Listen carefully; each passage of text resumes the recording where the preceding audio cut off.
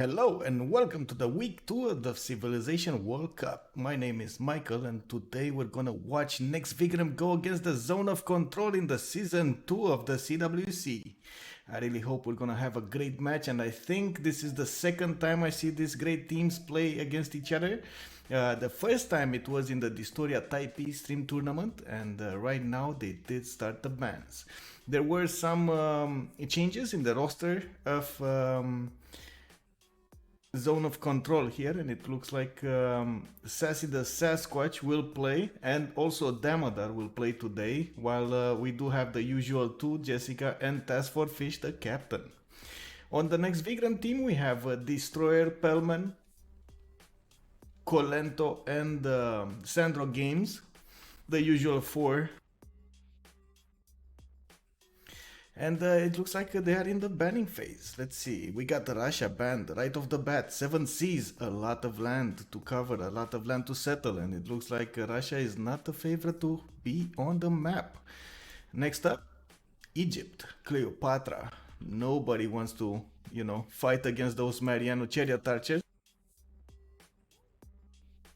Hey, thank you, man. This is a military haircut, It's with the times right now.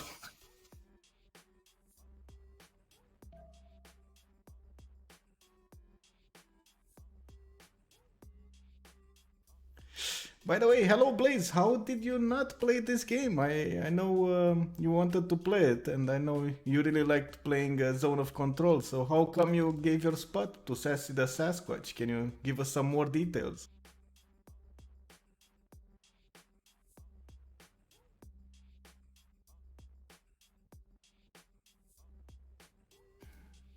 The third ban is Japan. Hojo Tokimune, the leader, and it looks like nobody wants to go against those samurais this time.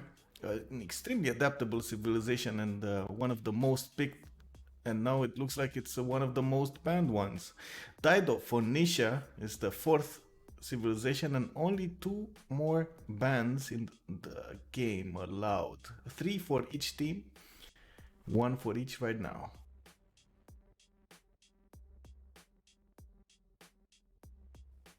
Oh man, that's a feels bad moment, man. I hope you're gonna get back on your feet.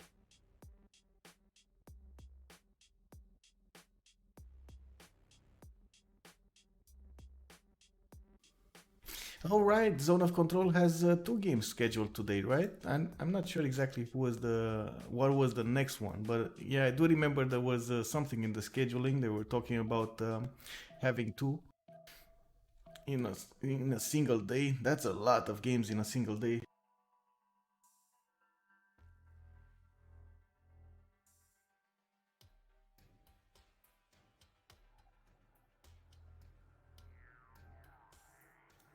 Yes, Zanuka, this is the super week of the CWC. A lot of games scheduled in the week 2, and it looks like we're gonna have some fun in this weekend. We also have tomorrow. We had yesterday. We had a day before.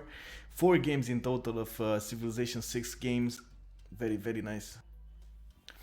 So it looks like the counter of Taido has been banned. Victoria is not allowed to play, and the last ban is up. Mansa Musa Mali will be chosen to not play in this game. This is interesting actually. Yesterday, as you saw, we had some interesting, I should say, tactics. We had Eleanor actually defeating Victoria on sea in a naval warfare. I couldn't believe my eyes. Malm pulled it off. It was a game between the newly confined mongers, or as they like to call themselves in this season, they are the pyramid team. Went against LSA, the low skills animals, Russian team, newly formed Russian team, I should say, and for somehow Eleanor Malm managed to get the upper hand on Victoria. It was quite interesting to see. I really suggest you go back and watch that warfare. Incredible that it was a war of admirals. Malm did get the fleet and the armada one. Really nice timing there. The projects were doing awesome work.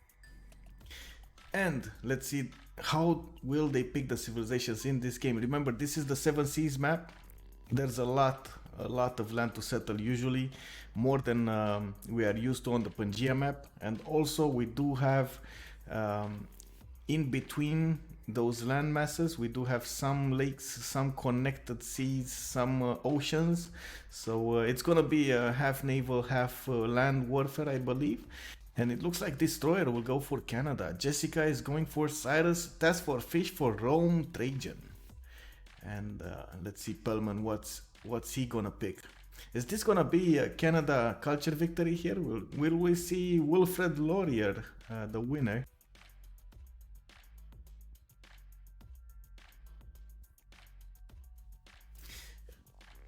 I want to mention Yoshi. He's the first to take the promotion.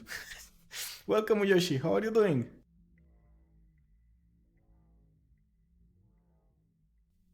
Wow, trashing power like that, man. That's a waste. Pelmanian August, I should say, going for Catherine de Medici. One of the most interesting civilizations, and I should say it should have been more picked in the seasons. We did see it yesterday in the game I was mentioning earlier. We did see I don't remember who was playing it though.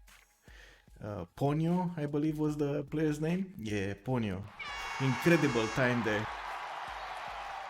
Oh, Golden, much appreciated, man. Thank you very much. Let's see Colento, how he will play. And back to Catherine de Medici. Catherine de Medici is one of the, I would say, best civilizations that can go warfare. They can get plus 17 damage against another civilization just by stacking their diplomatic visibility bonuses. You get the plus 3 instant, you get another plus 3 on printing, then you get a free spy at the castle technology. You can upgrade that to a level 2, and you get an instant level 1, and you can get another level 2.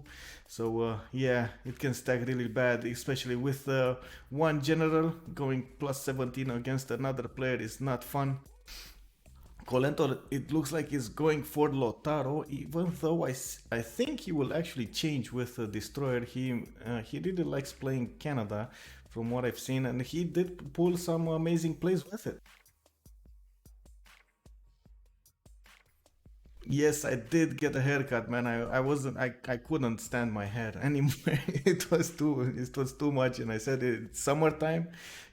It's gonna be hot, really hot in Romania. Usually in the summertime we got like 40, 45 degrees Celsius, so it's not fun. So yeah, haircut. So Gitarja, that is Indonesia as a leader, and we got the Genghis Khan, Mongolia, being chosen by Sassy the Sasquatch. We're gonna see after all of them pick, and there's only one more to pick, that is Sandro Games. We will see who will play what. They are allowed to switch civilizations afterwards, so they just pick in order of, I guess, their importance as their strategy is.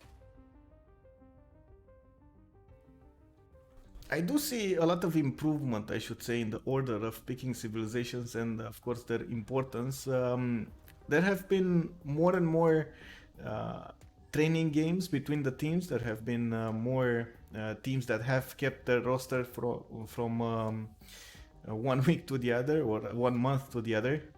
Some of them actually one competition to the other, like for example here, Nekst Vigraem. So they do have more experience playing with each other and knowing how to play this, how to play the picks and bans. And I think Cree was the last one. I didn't see which one they picked. They already started the game, and it looks like we are loading into the first map as we are used to. At turn 8 we will have pause. They will use the remap votes, and we will wait to see if any of the teams will want to use their remap tokens. They have one remap token each, so they can both use it at the same time. They don't know who exactly is using what, and that is exactly the point, because we don't want that many remaps. We want them to play and set on a map, but at the same time we want it to be a fair game. I think that is more important, right, than anything else, to have it a fair game. But it's not fun to see 3 or 4 maps. And there we go. There is a little mix up here. They didn't let them change the civilizations, and it is kind of awkward because of that. We might actually see them re-lobby, not sure of that. We're still waiting for the players to get into the game. Usually there is a time,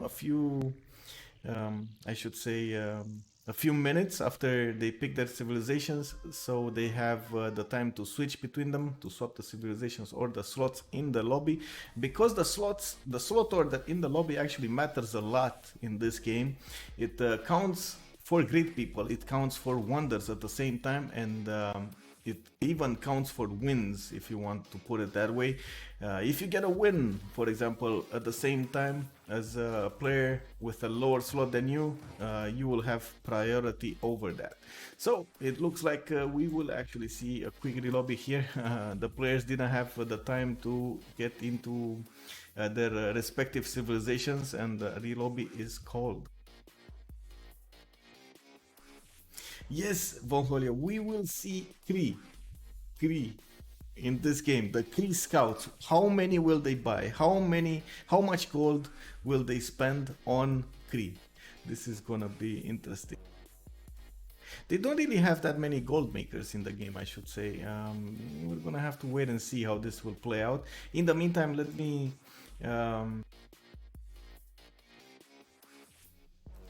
me find out how it is in the, let me see the link. I need the link.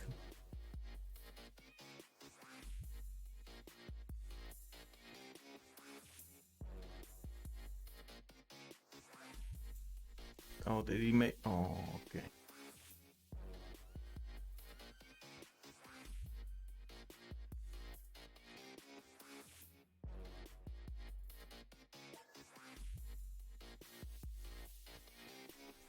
Okay, there we go.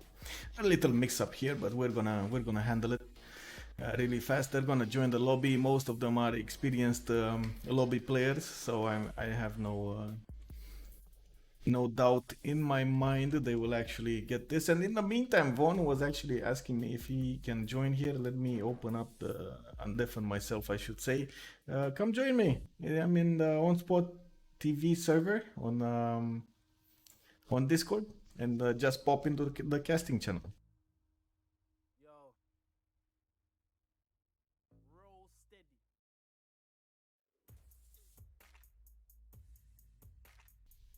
steady. Yes, please. Real Lobby Simulator. I also saw the thing, the sub, man. Thank you very much. Much appreciated, man.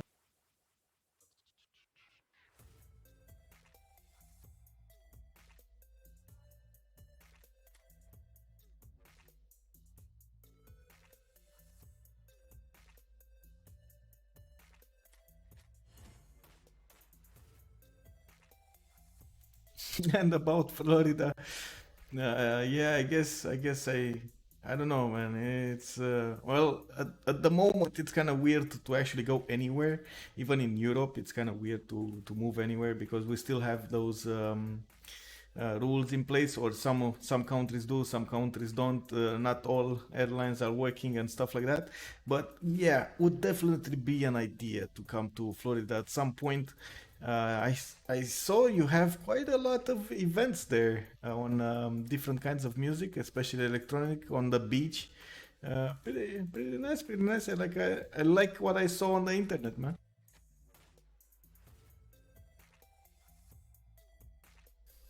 I don't really want to mention the storms you have around there.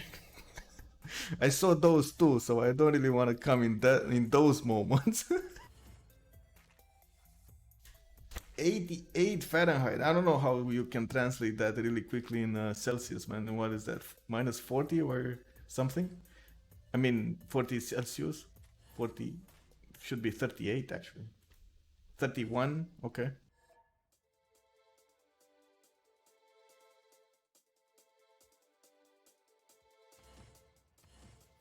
Okay, there we go. All of the players actually switched their civilizations, and it looks like Colento is going for Canada. We have Pelman on Cree, Sandro Games on Lotaro, Sassy the Sasquatch, Destroyer on Catherine de Medici, real quick, Jessica on Indonesia, Task for Fish, Mongolia. We got Sassy on Rome and Damodar on Persia, and that was 10 seconds in which I had to say everything. Wow, man. These guys are testing me.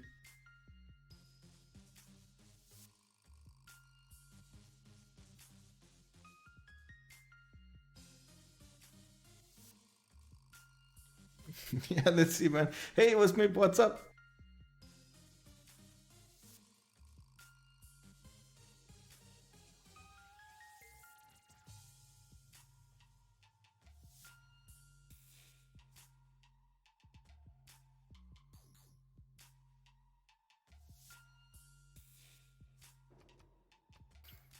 Kind words, sir. Kind words. I do appreciate. I do appreciate it, man. It keeps me going. So, as usual, let's take it from the top left. It looks like in the top left of the map we got Rome, Sassy the Sasquatch, near the coast but not on it, so he will not be needing so many ships. It does look like he has an inland sea, so he shouldn't worry about that. He can settle in place quite nicely, and it looks like he has quite a few hills here to work. Shouldn't be a problem. Oh, hello there, Von. Welcome. Oh, there we go. Now it's working. Yeah, I was. How do you say it? I was talking just to the stream, not with Discord, and maybe that's why you didn't hear me.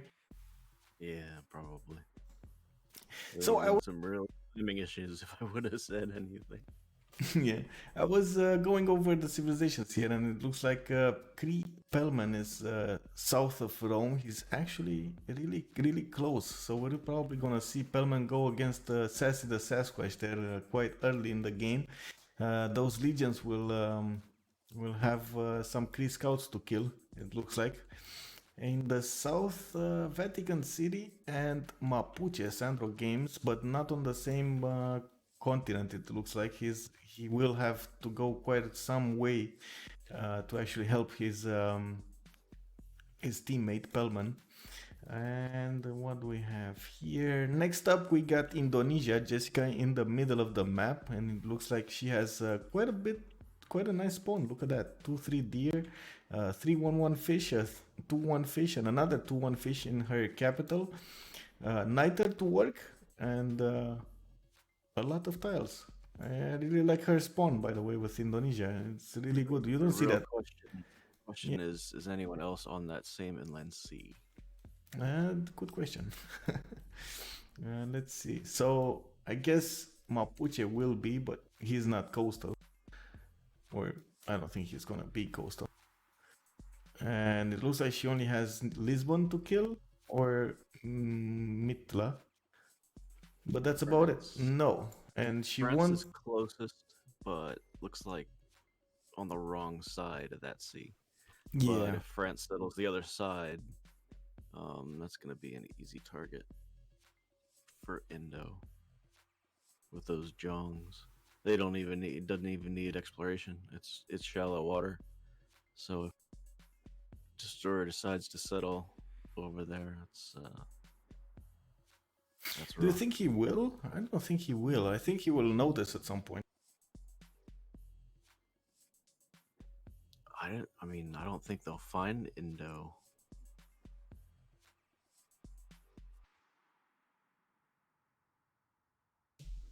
Sorry about that. I had to answer something. So you're saying about France and Destroyer. I don't think he's gonna go on the west coast here. They're probably gonna find each other at some point. Not sure if he's gonna go before Ternate or not, but it doesn't look like he has good setups on the coast anyway. And I mean, do you think players in the game will actually go for coastals when they know Indonesia is in?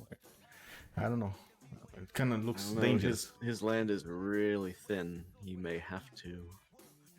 We'll see. Yeah.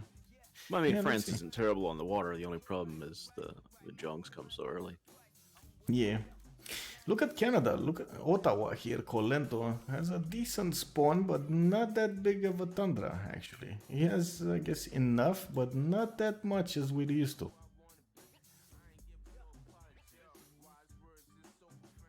Yeah, I've never seen Kalento play Canada. I usually see him on rush civs or war civs. It looks like the chat wants to know who is the other co-caster. Von Holio is joining me here in the caster studio on my Discord, and he's gonna help me through this. This is an important game. We got the Nekst Vigraem going against Zone of Control. One Russian team against the CPL team. I do hope we're gonna see a close match. And please say hi, Von. Hello, Smith. Hello, everybody else. I'm really surprised that the Russians didn't take Poland, especially Sandro. He loves that. He loves the Polish gameplay. And on 7C's map, you usually have room to sim, at least to the first era. Well, I know that, but from what you've seen in the last few games in the CWC, did you see any Poland shine? I didn't actually see any Poland shine. I think Task for Fish actually tried that last game and it didn't work out that well. He kind of got killed by Persia at some point, Jack the Ripper. That was a few turns before he got his Wing Hussars, and I think he actually tried to get kills with the Wing Hussars on the Immortals and still couldn't do it. The Immortals were just too powerful with the General. Yeah, I think middle students playing them right now, Poland, in their match. Oh, see if that it's still might going on. that might be interesting. Let's see the last two civilizations. We got Persia, Damodar, spawning there south of looks like Colento, and to the south of Persia is Mongolia, and that's a kind of a feels bad moment. But at the same time, look at this: Mongolia with Matterhorn. Mongolia has Matterhorn 5 tiles away from his spawn. Unbelievable. Yeah, We're gonna Persia's see. gonna set up. Persia will set up a blockade across, and Fish will sim and just go straight up and destroy. If he can get through the mountains. Oh, look at those chokes. I mean, Ooh. yeah, but Matterhorn. I mean, he's Yeah, not gonna he'll be go right bothered by through it. Armagh. He'll go Yeah. right through Armagh. Yeah. Exactly. This is I think this will be disgusting if they keep this map. Remember, at turn 8 we will have a vote and we will see if they want to keep this map or not. They might not. I mean, first of all, they don't know that Canada is to the north, right? They might actually never know because there's one tile chokes between them. That's a lot of hills and a lot of land to cover towards Canada. So maybe Fish is one of the best scouters in the game, I think. yeah, but he'll he's find it. south. He's very far, like really far. He might. I don't say it's not gonna happen, but yeah, you know what I mean.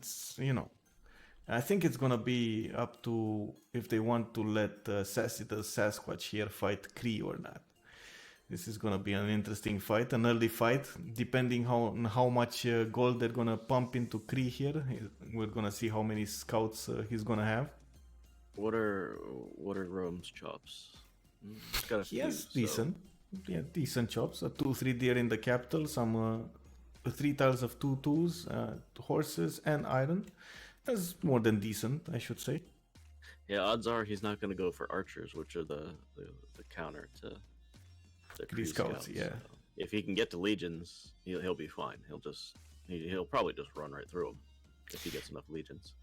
I think you can defend yourself even with warriors, but you have to keep them fortified in the forest. If you move them, they just die. But if you keep them fortified, I think especially inside your land, even if they get hit, they have enough experience points to promote themselves, and they just heal back up and with more power. Yoshi, Jessica's Indo, the red dot right in the middle. Oh, look at that. Vidbook is actually saying that the middle student just won by Poland 30 minutes ago. They had the 4v4 setup, and I guess that was the game we were talking about, right? PP Patrol against... Yeah. Who were they playing against? Oh, LSA, right? Yeah, low there you skilled go. animals. Yeah, okay. Well, I guess. Well, first of all, it's middle student, right? He's gonna pull off a culture victory even with Zulu if he wants to. I've seen it happen. I've seen him in FFAs, and he basically, if he is let to sim, he's gonna get the culture victory. It doesn't even matter what he's gonna play with. The second of all, the thing is with Poland, or at least how I see it, it's kind of awkward moment. It doesn't get if you get the the relics, and they have been quite nerfed in the recent patches of PBG. They don't give that much tourism early, so it doesn't really matter that much. But you do get that faith from the boost you get from monumentality. The problem with monumentality is the discount.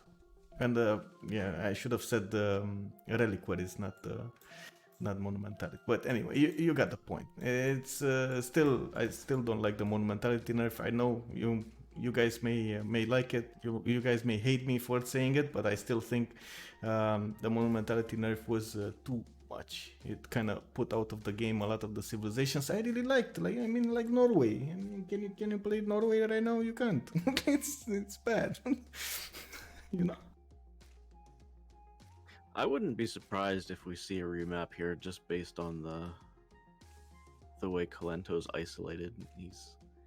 I guess France is a quarter of the way across the map from him, but yeah, I wouldn't be surprised. He doesn't have a lot of tundra. That would be the only reason to, because everyone else got decent spawn. Mapuche kind of being on his own little almost island. I think it's a one tile connection to the Cree. That's not the one you want simming particularly, but if he's got good appeal, his unique improvement will at least give him a nice culture boost. His appeal's decent. Yeah, it's decent. He has a few tiles, but those are good campuses as well as good appeal tiles. So I don't know if he's gonna go for either. In the meantime, yeah, I think you're right. But at the same time, we've seen so many remaps that didn't actually get the players that wanted the remap the right result. Because yes, you do want a remap, but at the same time, it's not guaranteed you're gonna get a better spawn. It's meh. It's 50-50. You never know. So sometimes you can get a worse spawn, or maybe Canada's. I've seen lately, actually in the last week, I think 3 players tried that in FFAs, and they had rainforest spawns, amazing spawns, but they were rainforest spawns. So no tundra, no bonuses, 2 extra mines and stuff. So yeah, kind of bad there. Yeah, and if you look, he got ivory and he got truffles. So if he doesn't go the holy way with against the Aurora, he's got really nice Goddess of the Hunt pantheon. Yeah, he does. Like those are a lot of tiles, truffles, ivory, deers. Nice, really nice actually. 1, 2, 3 deers already. Deer in the cap, yeah. Yeah. So I would say good land. Not sure if he wants to keep it though, but I mean, you're right. Look at the ivory, man. He has 1, 2, 3, 3 ivory tiles. Then he has 1, 2, 3, 4 truffle tiles. What is this? Wow. I wish I had this in like FFAs or something, because I don't get these spawns. Anyway, how big is that continent? Because there's truffles even there to the east. Oh, it's like a flat continent, and it stops right at the mountains where Persia is. So, right. Yeah. But he can spread all the way. Yeah, he can. Wow. I mean, if he doesn't die to continent. Mongolia, I mean that's Keshex with Matterhorn. This is gonna be. Yeah. And he's sending his scout in that direction. So. Did we see any of the new wonders? I didn't see. I saw Matterhorn. I saw what was it? Pantanal. Yeah, there we go. Pantanal. Let's check it out. Chocolate Hills is here with those amazing 3-3-1 tiles, And let's check out. I think there are 4 wonders. Mount Vesuvius, by the way. Did they change anything to Mount Vesuvius? Because it got quiet and now it's back up to exploding almost always. So did they change again the algorithm for how fast it explodes and how it improves the tiles around it? Because look at this. This is turn 6.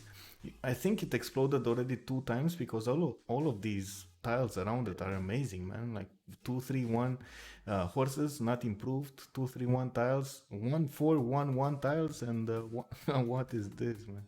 Yeah, I would like to be in their chat when Sassy discovers that. He's not too far off. He is not. He is not. But I mean, it's gonna if he take a goes while for that to hut, get. if he sees that hut, he'll go right to Vesuvius. Yeah, but which hut is it? The one to the south or is it the one to the west? This is gonna be interesting. Let's see. Let's see He where definitely, he goes. he definitely He's doesn't gonna see the go. one to the south. I think he actually got an extra scout here. I think they bought him an extra scout because it looks like he does have 2 scouts. He didn't pop any just hut, met. right? Yeah, they just met. Oh, did they? They have a forest between them. I don't think they did. Wait. Oh, neither of them on a hill. Okay. Yeah, look. It's like, yeah, they didn't. The forest is blocking them. We're gonna see them next turn. Or they're gonna see each other next turn. And he's gonna pop a hut as well. He does have 1 scout going to the west there through that 1 tile pass near the river. It's gonna take him a while, but he's gonna find out Vesuvius. And look at that, it exploded again. This is like, what, 3 times in 7 turns? What is this? This is like... What? Amazing. Do you remember the vanilla games we were playing with Mount Vesuvius when it first came out and we were like, just settle a city there and don't improve anything because it will improve itself? I mean... What's up with that tile on the southeast though? It's got like nothing. The 2-1-1? I don't know, man. This is, yeah.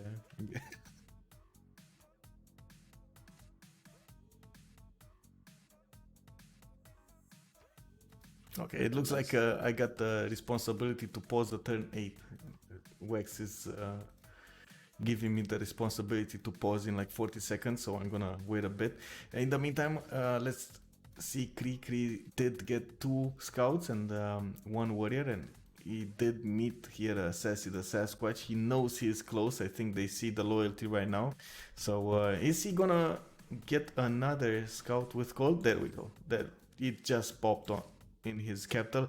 We do know Pellman.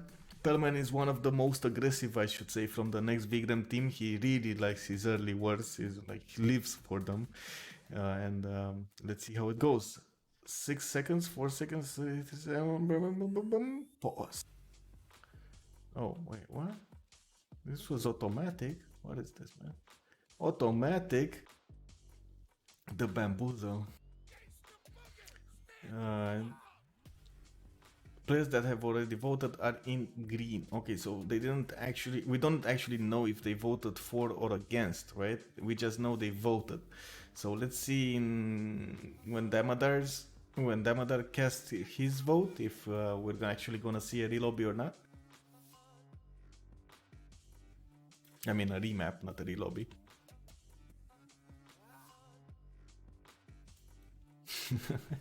Boy, the first 7 votes were lightning quick, and then Damodar just taking his time. He's like not letting us do anything. He must be mailing it in from down under. Oh my god, let's see. Yeah, what happens if like we don't get a majority? I don't know. We're gonna find out. Oh, he didn't get vote. That's what happened there. Anyway, so the yeas have it. Okay, this is a relobby. Okay. Oh man. Okay. That's too bad. That was gonna be an interesting one.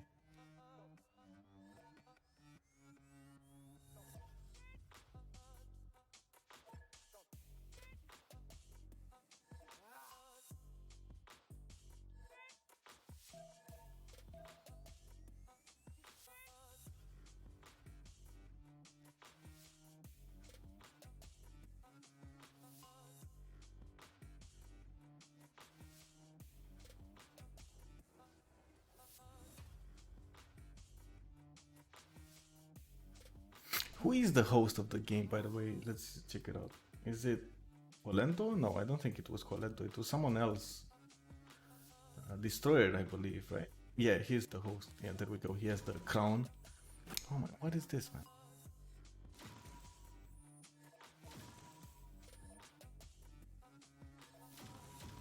They're gonna relobby this? Wow, he doesn't know how to press the button to remap? Wow. Okay, oh well. It's gonna be fast, I hope so.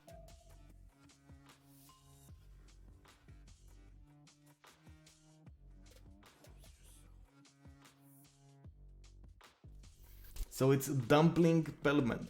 No, Dumpling August, right? That is the translation you're telling me, Firuz? Pelmanian August is actually Dumpling August. That's a weird name, I guess, if you translate it like that. Dumplings in August?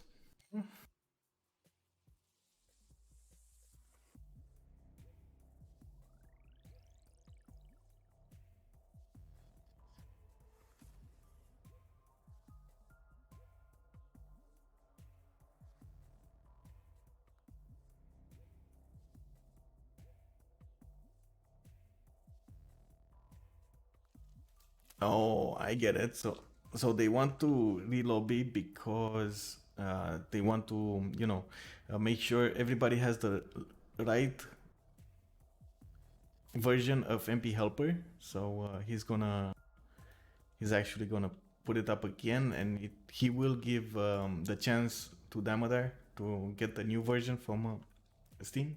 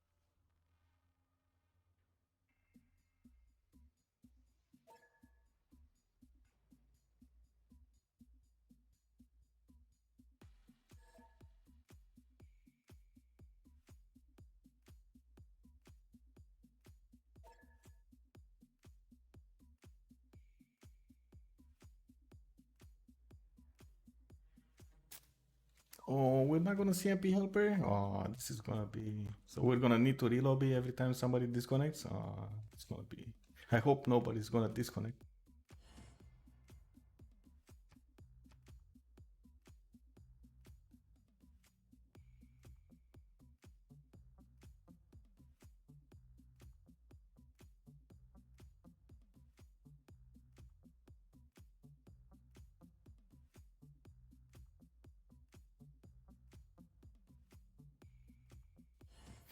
Hello, Black Sparrow! It is not my choice, actually.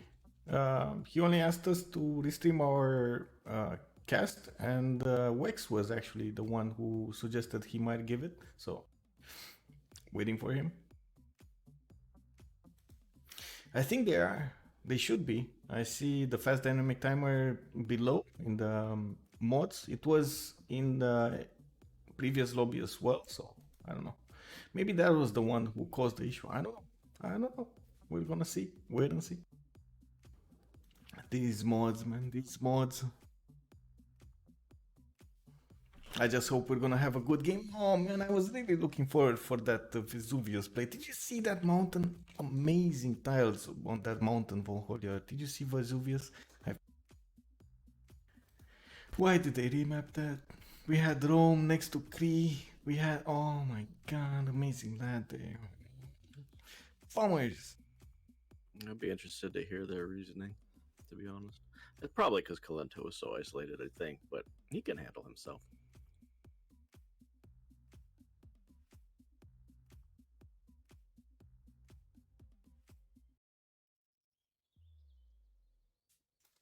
Yeah, exactly, Zanuka. It is kind of you know, redundant if you want to use fast dynamic timer while you have MP helper loaded, because it does give you another reload. Okay.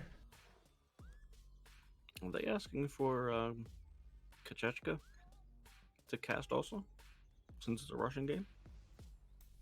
Yeah, they are. Not sure what's the discussion in the LF caster though. And again, it's not my place. I had to cast this.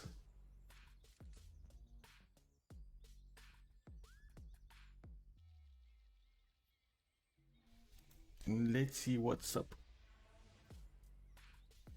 I don't make the rules on how to cast. I want to cast this game. What I mean, Oh, for sure. But you can have 3 casters, right? I think so. I mean, the only problem with the 3 casters is you actually have to have a 4th in the game, so it would be 12 players in the game. I don't mind. I don't have a problem with that. We had um, quite a few finals with 3 casters in 3 different languages, right? In English, in French, and Russian at the same time.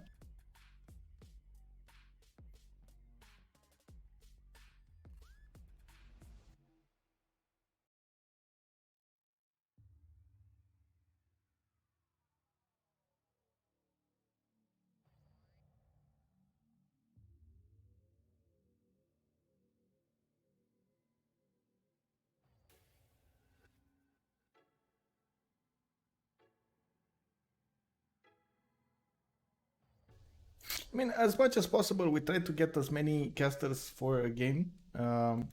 The only issue is sometimes casters don't have time, or we are too many at the same point. Uh, there's like a channel we do coordinate. I'm not sure. I need to comment more on that. It's gonna be up to, I guess, the organizers and what's gonna happen here. I was really looking forward to cast this game, guys.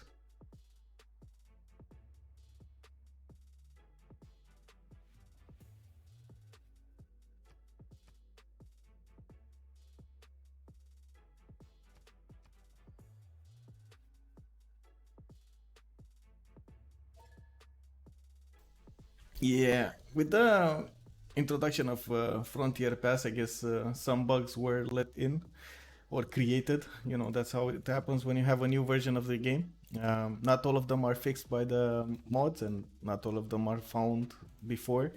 Uh, That never happens in a Civ game. yeah. I mean, you gotta be realistic here. You got a game that is tested, and I'm pretty sure they found a lot of the bugs before. Um, it's tested by what, a maximum of maybe 40 50 testers as a team, and then you give it out to millions, and of course they're gonna find more bugs than the 40 50 testers, right? Yeah, I can tell you a game called Wolson that well, it was nice and shiny until they released it to the 100,000 people they sold the game to. Yeah. They went their different ways, they tried everything, and look what happened. I mean, you could say they can do a better job. That's always going to be the case, right? You're gonna have cases in which maybe you can set your testing management differently, but I don't think you can get 95 or even 100% of the bugs out of the game before it goes out to the public. You're still gonna have some hot fixes. You're still gonna have some polishing to do after the game is over. But at the same after the game is out, I mean, at the same time, I do want to point out Frontier Pass is a 1 year commitment by Firaxis to give out new content, to make stability patches and improvements. So I mean, all of these 3, I think, is a lot to consider and to take in, especially since this is I think a big change for them, right? They were only making changes maybe once a year and giving out content patches or DLCs or stuff like that. And this has been changing from once a year to once a month, paid yearly. I mean, sorry, but that's a big change right there. I'm just glad to see they're going to be making updates during the year and not, just having one or two. And the content's nice. I still think I'd rather would have seen um, all the civs released at once as Wait, another expansion. was,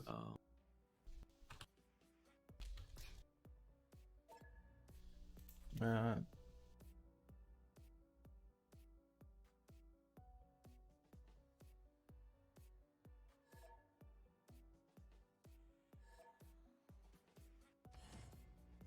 I guess for single player, it's not too bad since you can only really play one civ at a time. But you when you need get into to. multiplayer, you have 10 guys, 10 people playing the same game.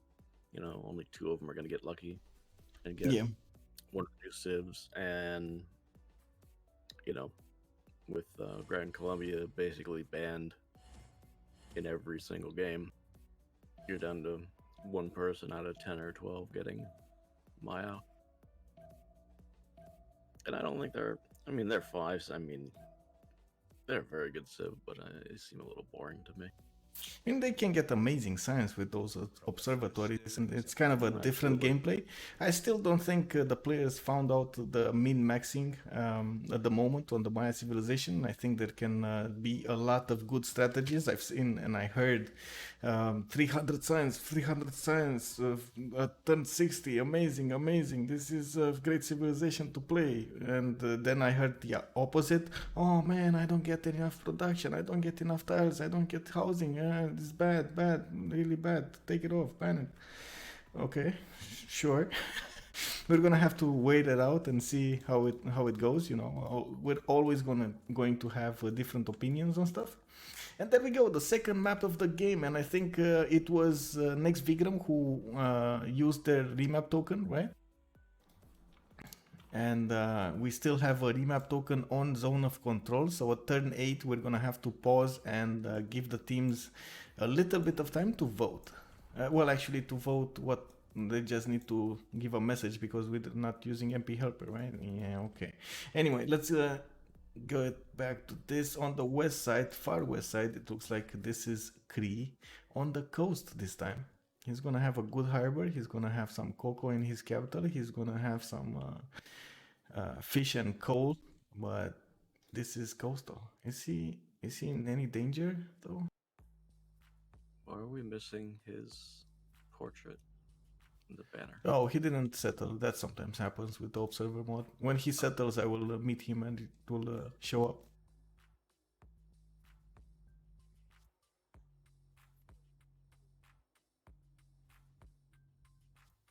Okay, so there is Indonesia, but it's on the other side in the South China Sea.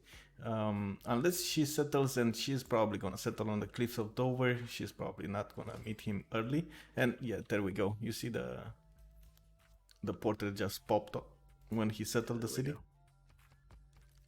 And let's see what we have. Jessica, as I was saying, on the coast here, amazing amount of crabs. 4 crabs in her capital city, 2 coal tiles. What is this? And I guess a decent amount of early tiles to work. Some sheep, some ivory, and horses. She's gonna need to uncover the horses though with the animal husbandry. And then what do we have? To the north we got nothing. Cree is blocked by mountains to get to Indo by land, so he's gonna have to swim. Yes, he is. Well, I mean, he's gonna need shipbuilding anyway, right? So and probably caravel technology to defend himself. So I don't think that's gonna be a problem at some point. We're gonna need to see if he's actually gonna make some land units or just stick with naval units, because it doesn't look like he's gonna need to defend himself against anyone, and no land enemy to take care of him, as some would say. Amazing campuses though. Look at this. +6, +5, actually +5, right? +5s, +4s. This is another +5, +6 actually. Look at this is a +6, right? 2, 3, and another one. Yep. Very nice. Let's go further onto the map here. Mongolia. He's gonna have to waste some campus spots in those mountains. He doesn't have enough room for the cities around. Yeah, it's gonna happen. It's gonna happen. Let's go further Good on. problem to have. We got Mongolia, Mr. Task for Fish here. Does he have an enemy to go against? That's the best question here. Paititi next to him, by the way, 3 cities away to the right side, but he doesn't have an enemy again? Oh no, I it's the think he has worst enemy. France, doesn't he? He got does. France. It's the worst enemy he could have from all of those. It is Destroyer France with that +3 he gets. He basically negates, right, or counteracts the bonus of Mongolia's +3 from the Mongol horde, and then he can get some more with the general and extra diplomatic visibility with spies. This is like the best matchup ever, right? You're gonna have these guys duke it out, and it's gonna all be up to the tactical choices rather than overwhelming power of either of them.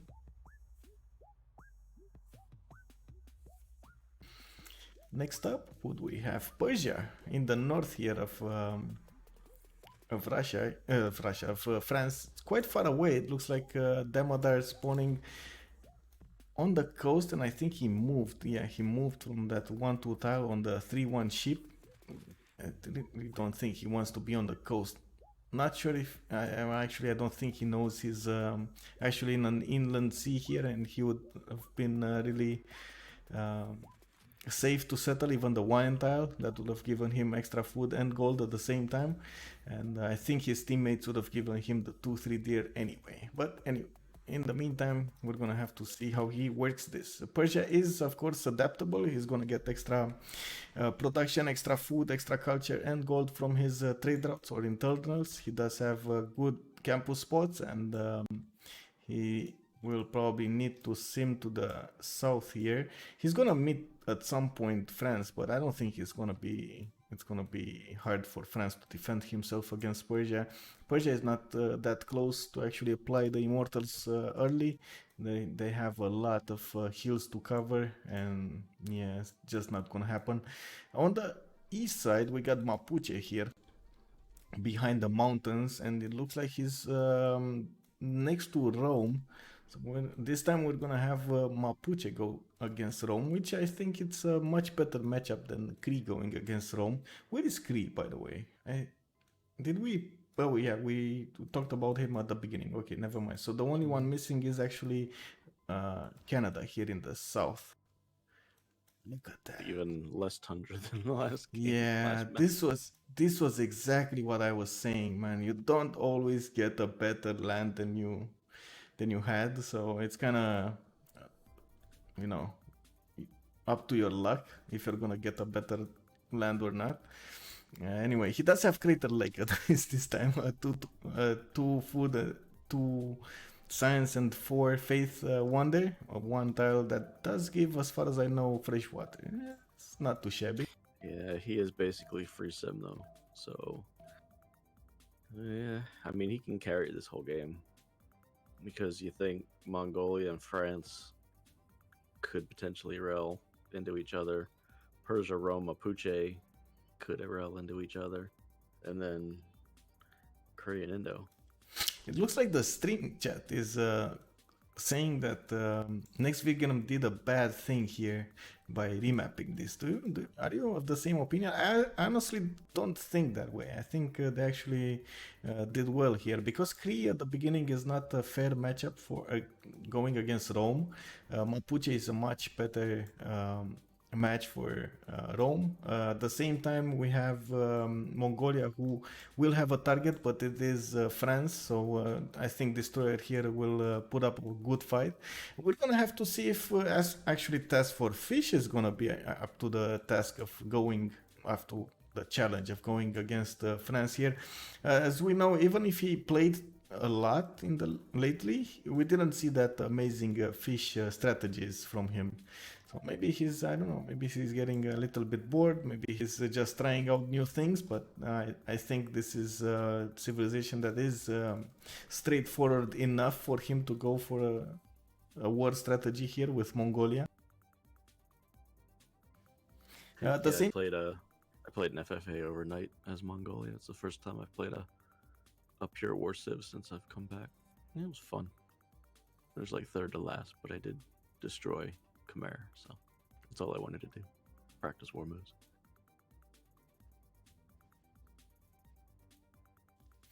How did you feel about those Keshegs? They just melted walls. Yeah, they do. I didn't have enough of them. I could never have enough Keshings.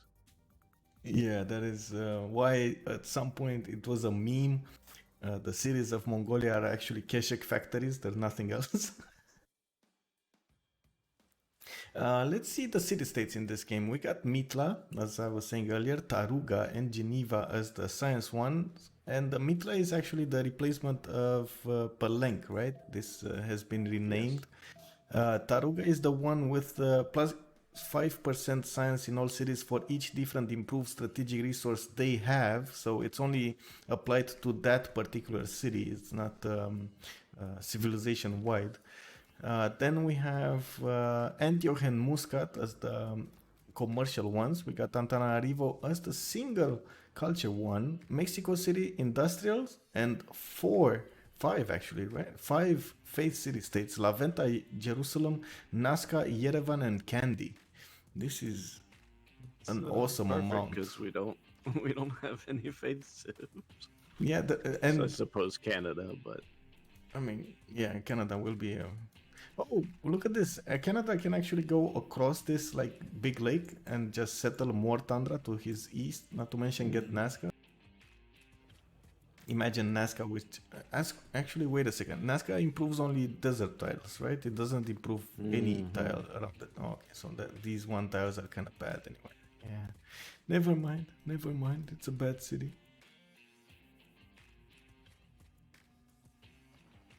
But anyway, did you notice there's no military city state? Wow. Why? I mean, I guess it's gonna be faster with the science city states. I guess there's no extreme culture victory because you don't have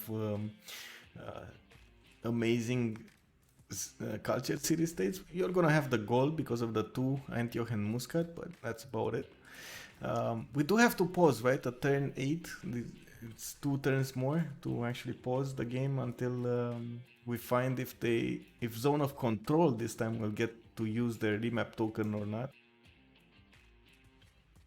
that may depend on if Mapuche and Rome meet by turn 8. You think that? You think they actually? Maybe. Oh, he has 3 scouts. Not sure if he popped on from a hut, but he has 3 scouts at this point. Right, because Rome looks really isolated. If you look where everyone else is, they look kind of isolated over there. Yeah. But I mean, at least Mongolia and Indo are relatively close. Mongolia, Persia, relatively close. Persia, Rome is a little more distant. So, if they see France down there and Mapuche, but I don't think they're gonna meet. Yeah, it doesn't look like they're gonna meet in time. Just not enough time to move these scouts towards each other. In the meantime, Persia is making his way towards the south here, and I forgot movement. Let me check it. Yeah, there we go. Yeah, he does need to move to the south here towards Paris. Paris is getting 2 scouts. He is making a settler right now, and I think he wants to see what happens. Oh, look at that! The first pantheon has been picked here by Colento, religious settlement, and he got that free settler right off the bat. He's making another one in 6 turns, and I think he's well on his way. The thing is that I do notice here, he doesn't have a camp to improve, so he won't have Temple of Artemis, which is always amazing on Canada. I don't think Jessica will be upset about that. I mean, you see Indo usually getting the first pantheon, and a lot of people take religious settlements first. She'll be more than happy to take fishing boats, I'm sure. Yeah, more surely with that amount of crabs in her capital, sure. Yeah, and those crabs are basically unworkable without it, so... Yeah, 2-1, 3 tiles, not that good. But at the same time, she could pick other things, like the Camp Pantheon I see, God of Craftsman. 4 strategics in her cap. I mean, but yeah, I know what you mean. Kind of surprising though, and lucky from Colento here. He was making one faith from his city center. He settled on dies, but I think he popped a hut or something, and that's where he got his most of his faith from. It doesn't For look like, sure. yeah, it doesn't look like he could have gotten it from anywhere else. Anyway, 40 seconds, 30 seconds until we get a pause here, and we're gonna find out if we're gonna keep this map or remap this. And after that, we're probably gonna hold a poll and see what is the stream chat opinion about who's gonna win this game. That's right, Valkyrion. You can usually get your team to Tech Niter for you, and go straight to Jones. Looks like she only has the one northwest of her cap, and another one much further away.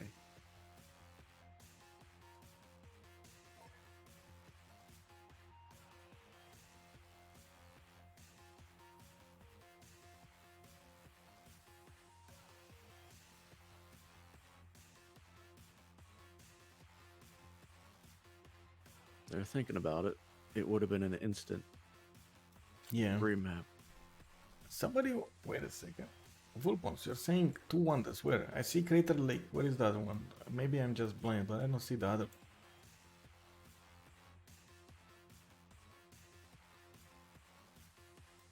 Colento will win. Yeah, I mean, it could be. It could be.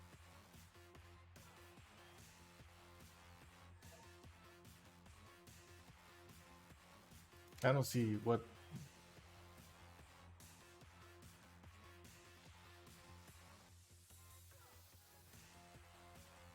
No, I think it's just the one.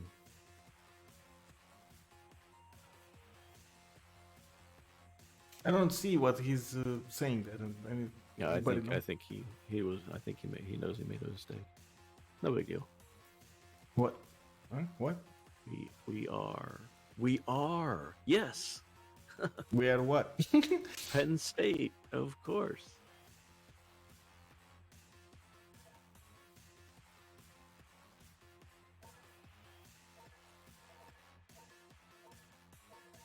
Not remapping. There you go.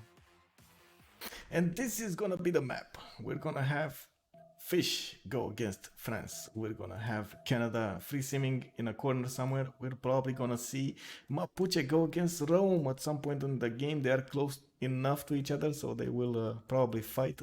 We're gonna have Indonesia here on her beautiful inland sea. Improve those scrap tiles and get a lot of gold for her team. I don't know if she's actually gonna fight Cree, but yeah, she's probably gonna settle the cliffs of Dover at some point, right? I don't think it's gonna be her next settler though. Why is she? Oh, why is she working? Oh, I think she will. I think she'll settle that first. And this is kind of weird. I think this is a graphical bug, right? It says 9 Yeah, it turns hasn't until updated. growth. It Okay. hasn't updated yet. Yeah, it hasn't updated yet. Or she didn't update it. Maybe the city is still working on 1-3 tile. That's gonna be kind of bad. Anyway, let's see. Maybe she really wants that settler in 2 times. I think it does shave off a turn, right? Extra production. Yeah, I think it does. Persia here doesn't have the ideal spawn for a Persian city, though. I don't really like this spawn, honestly. I like the +4 he has right here. Maybe I like the amount of chops he has in the capital, but don't really like how the land is. He doesn't have any more freshwater settles.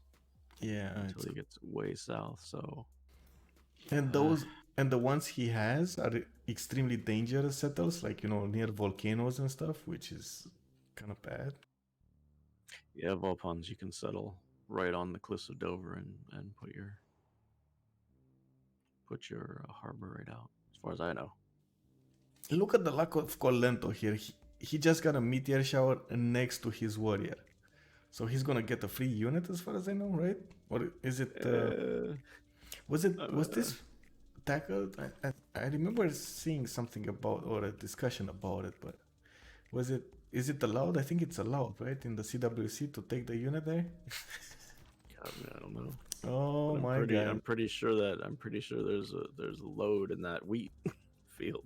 If a meteor shower hit right next to that warrior.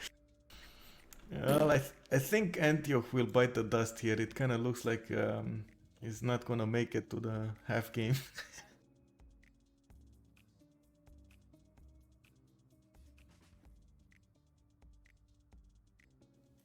And what Volpons were asking, yes, you can actually settle there. I think it still gets an extra production, and at the same time, it doesn't destroy the wonder, it retains the bonuses, right? Yep. Yeah.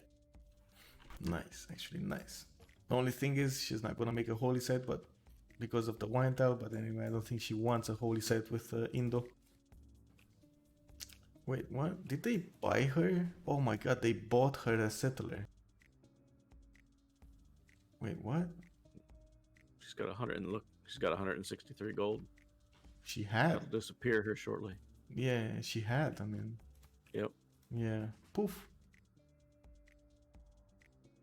160 for that. Yeah, that's right. I mean, to be fair, the first settler is cheap, but I mean, yeah, it's a lot of gold, man. 160. She was probably counting on religious settlements, and maybe did something different than she would have. Yeah, or she would have done something differently if she knew she wasn't getting it. So maybe they made up for it by buying the. But why not give it to Rome? I mean, isn't Rome getting the most bonuses out of a settler? Just saying, extra monument and stuff. Yeah, well, she has 2 coasts to settle, so she's gonna have to defend both sides, potentially. So that might have been it was probably a decent play. And if it's the one, I mean, she wants to settle the wonder, obviously. So she's gonna get on that. Yeah. Like Yoshi. Oh, did she even meet it? The wonder? She must have seen it, right? Yeah, she must have. I mean, we can check it out, but I think she did. Yeah, but she did. Look at that. She knows this is here. And moving her settler there. That was somebody else's view there where there was fog over it. Okay. Yeah, she and Yoshi said she'll probably get baited and settle right on that. Right on the one that has unprotected on 3 sides. She also knows where Kree is. See Kree borders too. Yeah, exactly. And Kree doesn't see her back. That's a good advantage. I'm actually interested to see when Pellman will make a boat and start scouting around. At the moment, it looks like he's more interested in getting settlers out and doing that. His capital is open to 2 tiles, and you are saying she's going to settle the 3 one, right? The 3 tile, this one. So, yeah, it's going to be interesting But I think her being Indonesia will allow her to defend her chokes easily anyway. She's gonna get enough faith at some point to just buy a boat. Right. But it looks like Kree is gonna have 2 cities to her 1 on that coast, so yeah, she's at a disadvantage. Faith buying civilization with boats. Interesting thing that I don't see it used that much, by the way. She doesn't have any faith generation at this point, so. Well, you do get 2 from the cities.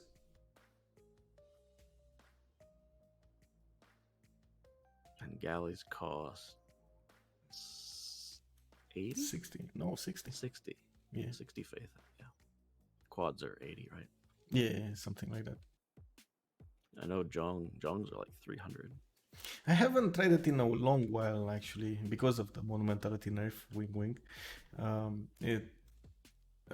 It was a tactic to use the holy sites to spam the holy sites with Indo. She does get the bonuses, right? The minor adjacency bonuses, and then buy the units on the water with faith. But you had to use the faith for other stuff as well. Otherwise, it wasn't that worth it to spend that much production. I like going pen brush and voice for more culture to get the Jongs quicker. For sure. 3 city push to Jongs is just fine. But I mean, you can get choral music.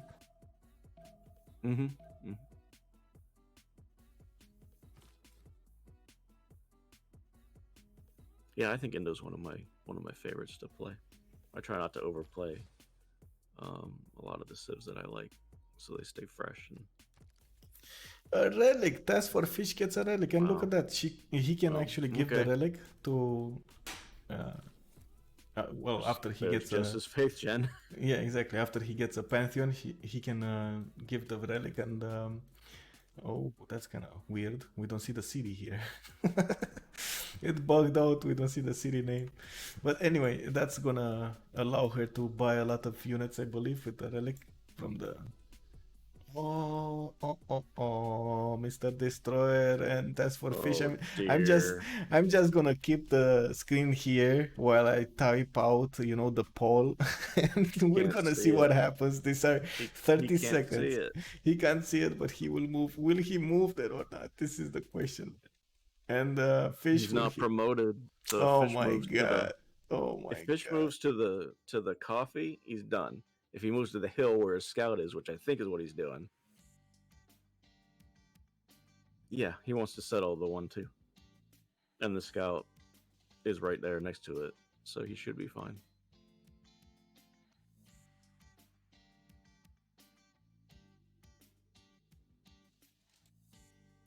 Of course, I can't see the timer, so I don't know when it's going to happen. Oh, there it goes. Oh, he shift entered. Task for Fish with a shift enter there, Yeah. protecting his scout. He knows. Anyway, in the meantime, I did put up the poll. Who will win? It's the simple question we always ask in this game. We are turn 15. You do see the land. You saw the city states. You saw how players started.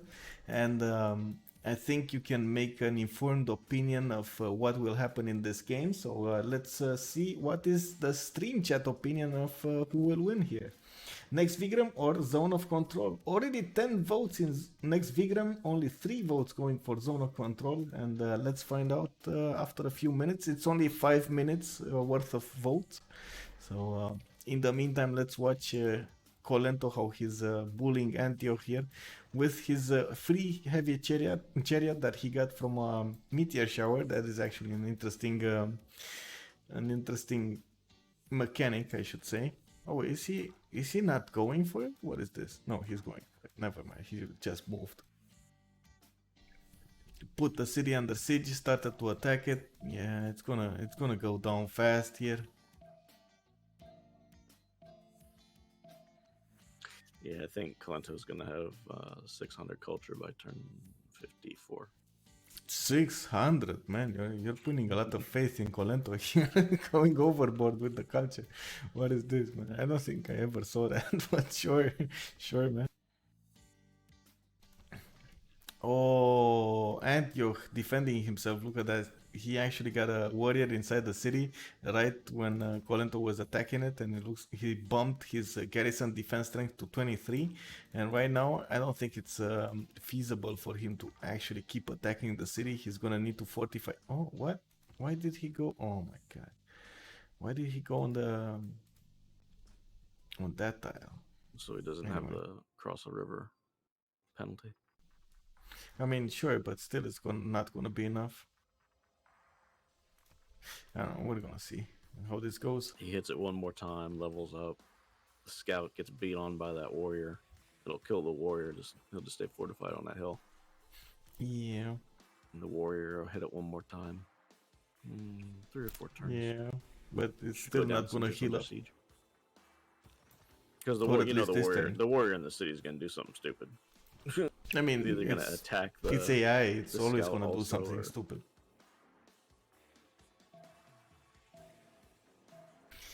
And look at that. It looks like Mongolia did find out where France is. He has his warrior next to his newborn settler. That's probably gonna settle next turn or something on that scout. There is a fire somewhere, but I right-clicked it, so never mind. In the meantime, Paris did settle the city of La Rochelle and is working a coffee tile that will provide him an extra culture.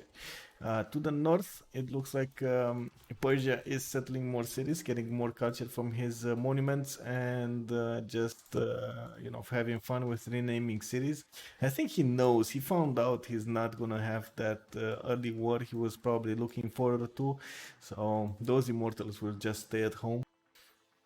Uh, let's see. Jessica actually look at this. She actually is gonna go for a second settle on the west side of this land mass, and we're gonna have her north of Jakarta on an equal number against Cree on the same sea in the If she Hudson settles Bay. right next to that niter, she will be very happy.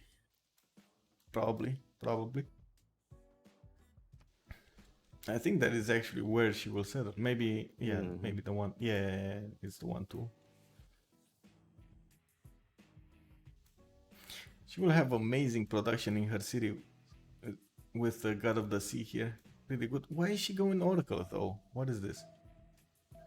Is she actually gonna try it again? I think she snatched Oracle quite a few times in games, but in those games she didn't need to defend from anybody. So why is she going Oracle right now? What? She's one. Her city's one pop. Yeah, I mean, it's still 15 turns. There it goes. Wow, bro. Oh, okay. So Jessica's doing Jessica things. I got it. Okay, it's okay. Anyway, in the meantime, the poll is almost over. 20 votes, 80% of the stream chat thinks Nekst Vigraem will get the win here against Zone of Control. Only 20% of you actually are giving them a chance here. You don't have faith in the Great Mongolian Task for Fish, man. No faith.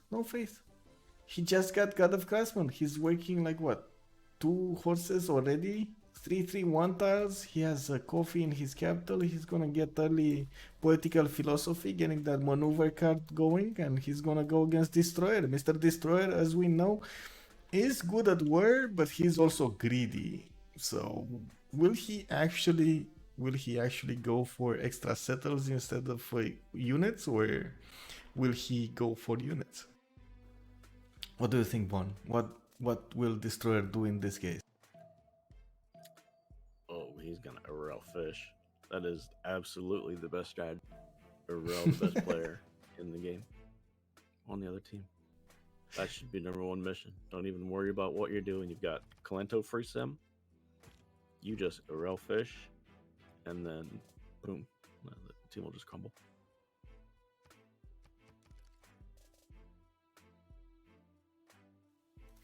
Thank you very much, Sergey, for the follow.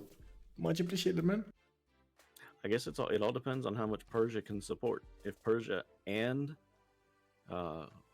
fish, Damodar and fish, work together, Immortals and Keshigs, well, it'll probably have to be muskets and Keshigs. Yeah, it's gonna be far away, but look at that. He's actually getting an encampment, so at least he's gonna try to get a general here, and that will speed things a little bit up, but not that much because he still has a lot of hills, and even if you have 3 movement, you still go 1 tile in the hills. It's not that big of a speed, but I guess he's gonna go down and settle that Fisher, maybe? Is that what he's aiming for? Next to this one? Persia? It kind of looks like, he's going southeast here. I was thinking maybe it was an idea to go on or near this cattle tile, but I think that's too close to France's cap to actually keep it with loyalty. If you by any chance miss a golden age and he gets it, ooh, that's it, it's gonna flip.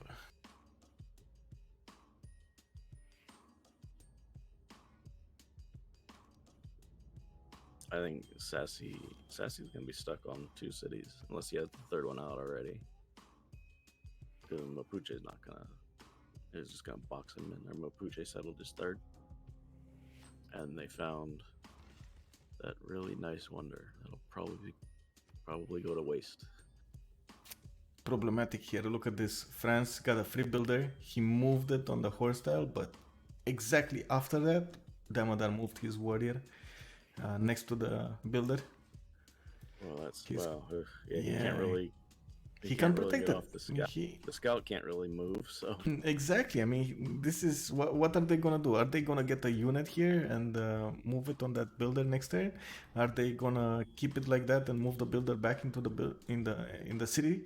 But if they do that, they're not gonna work any strategic. So he's gonna need to rely on strategics on his teammates because is Kalento getting any online? well, I think he will be. Yeah, he already has Iron Online, and he's making. He went for a religion here. Look at this. +1 holy site. Okay. Interesting. Well, I guess he's gonna need the religion anyway. Getting a +3 campus in Kingston, and what's this with Antioch? What's the progress on this? He did kill that warrior. War declaration. That was the thing. They didn't declare war. Yes, that was. Oh my god, and he. Oh, that's bad. That was a mistake. Destroyer here. Rip encampment. Oh my god, Destroyer making a fatal mistake here. It looks like Mongolia just moved his warrior on his encampment tile. He was 2 turns away from finishing it. He's not gonna get to finish it now. Destroyer does not have the units to actually tackle that warrior. You're gonna need archers at this point to actually go against that warrior. He has a warrior in La Rochelle, but it is kind of far away. It's 1, 2, 3, 4 turns away from hitting that And it's warrior. just sitting there doing nothing.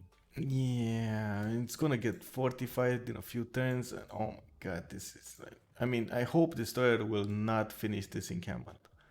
I mean, we have seen some games with Destroyer making questionable choices, but I mean, this was pretty much straightforward. You either give up improving your horse and get the builder in the city, which is fine, and keep that scout on the encampment tile so you protect it, or give the encampment up. And he gave the encampment up. Is he actually gonna give up the general early game? Because it looks like already we got Mapuche making a general point, and then we're gonna have Damodar making general points, and will we have a third in Mr. Bravo here, or Alpha, or Task for Fish, whatever you wanna call him? Rome should be beelining for his legions. I mean, he is. And getting an encampment. Look at this. And encampment. Oh my god. So we're gonna have Mapuche with. Maybe that's why he didn't prioritize it as much. But giving. Mapuche is gonna run projects until he gets 2. He'll get 2 generals. He's early enough. I mean, already Persia has 1 project done. Oh, Persia got 1 done already. Okay. Yeah, okay. so. Maybe Persia It's will get kind 2. of early. Yeah. I mean, he made the mistake once in a official game, Damodar, of chopping a rainforest and losing a general. I don't think he's gonna make it again. And it kind of depends on what Rome will do here, if he will get the chops done or not. He has already the pre-builds. Look at this, 3 pre-builds. And why did he settle non-fresh? See the city of Ravenna non-fresh here? Maybe Mapuche blocked his settle somehow. Maybe. So I knew he didn't have any fresh water, so we had to go way far to the south or settle coastal, and he wasn't going to settle coastal. So. No, this is some 2 cities. 2 cities is fine if you're a frontline. Especially you go 1 settler straight into encampment. So Stream chat is asking me about Colento here. It looks like Antioch is not close to being taken over, guys. It's gonna be a while until he's actually gonna, take it. At least 2 or 3 turns. In the meantime, he did put down Oracle. It's 9 turns away, and we know that Jessica was building it, but she's 10 turns away. She's gonna put a chop into it. It looks like she's keeping a builder on a 1-3. Just moved it there. Not sure if she's gonna chop now or later. In the meantime, we were talking about this. Sassy the Sasquatch planting a city, non-fresh water, the city of Ravenna. I mean, I guess the baths are kind of easy to build, but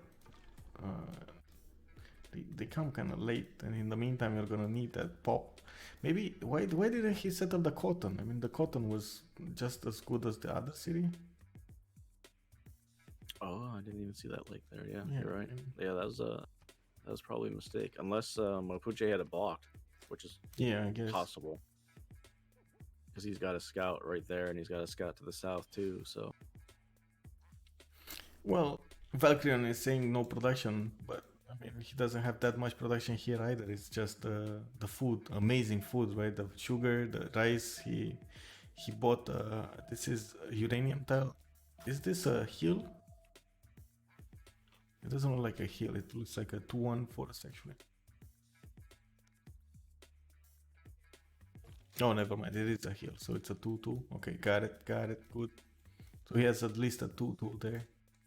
But I mean the gold, right? The gold. Those legions will cost a lot of gold. He only makes 4 a turn right now, and he's gonna need a lot of it. 19 science with 9 culture, while Pelman, or I should say no, Central Games, that is Mapuche here with 10 science a turn and 6 culture. Clearly lagging behind in the culture department, but he's getting those projects done. The encampment project is gonna finish next turn. Persia will get 1. He just finished another one, and it looks like he's 29 points out of 30. Mapuche will get his general next turn, and in 2 turns, Rome will finish one as well. As you are saying, do you think he's gonna chop this or not? This is another one. I don't think he's gonna chop another one. He has a builder with 2 builds. It looks like he's interested in actually improving those horses. He already has iron improved, and he's gonna need more units to defend himself here. I don't think it's enough. In the meantime, 7 turns for Jessica to get that oracle, and Colento 7 turns as well. Is this gonna be same turn oracle? How are they on the? Oh my god, Colento is just 1 slot above Jessica here. How does Sassy have 19 science? That's a good question. Look at this campus. It's a +8 campus north of his capital city. He has 2 reef tiles, and how didn't we catch this earlier, by the way? Wow, this is like 2 reef tiles, 1 fissure, and 2 mountains next to it. Wow. +8 campus, not even using the card. He's like not giving any, effort. And then Antioch just got taken over by the Canadian units. Colento making great use of that heavy chariot. He's gonna need to buy a few tiles after he grows, or at least the truffle tiles. Let's check out all of the pantheons. So we got Rome here on God of the Forge. Ooh, that's gonna be scary. We got fertility rights on Mr. Mapuche here. He's probably not gonna be needing that much of a help, actually. Thinking of the +10 he's gonna get. Then we get Persia on Earth Goddess. This is actually interesting. Persia on Earth Goddess. We're gonna see how much faith he's actually gonna make. We got France on Fire Goddess. And he still, look at this, France still didn't manage to take care of his encampment. Right now he's building a archer from his capital, that is Paris, getting Moksha in next turn, and he's probably gonna chop something from his capital. Not sure exactly what. We're gonna need to see that. Why is he? Well, Okay. I mean, they did their job. France is not getting a classical, but I mean, his power spike is medieval anyway, so. Oh, dangerous territory. Task for fish. 1 horse out, another horse in 3 turns. He's gonna get another one in 2 turns. So, my god, he's gonna get. He might get a drop here on France, but again, France, he's gonna have those amazing archers we're used to. So he might actually be safe here. Look how much damage these archers do on a warrior in ideal terrain. Like, what? Straight up horse rush, man, like in the old days, old school. I don't think, is it gonna work? I don't know, man. In the meantime, look at this greedy play. Oh my god, Alpha 1. Task for fish going for a city north on the Wonder, the amazing Paititi Wonder. Guess it's not going to waste. Look at this 4/6/4 tile. What is this? Have you ever seen a 4/6/4 tile? A 4 foot 6 gold and 4 culture. What? Now. He actually even settled on a 2146 tile. It's crazy. That is crazy. Oh, he's gonna have all the gold he needs to upkeep a lot of forces here already, making 10 gold a turn. Only 8 science and 14 culture, but that is enough to keep him going. He just needs to get his horse technology and just spam them at this point. He might need it later. We're gonna see how this goes. In the meantime, look at this.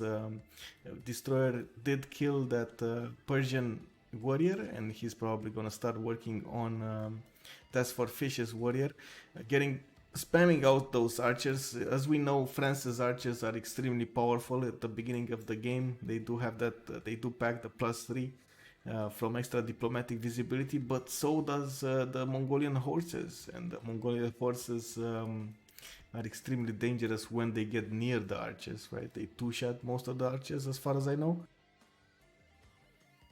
Yeah, they're gonna put them down pretty quick, but he's gonna need probably 10 to do it right. Yeah. Jessica, 3 turns away, 1 turn more, or faster, I should say, than Colento in getting Oracle. Do you think Colento should chop it? He does have the possibility to chop it here. He does have. He doesn't know. He doesn't know. How many people rush Oracle anymore? I mean, it's kind of We a have bad 2 one in to the rush. same game. Yeah, I don't know. It's kind of weird. I mean, oof. Let's check out his religion. We got Hinduism, reliquaries. Relics have triple yield of both faith and tourism. Then we got the lay ministry. Each holy site or theater square district in a city following this religion provides 2 faith or +2 culture respectively. So he's gonna get a decent amount of generation, faith generation, and culture. Wonder if they stole that.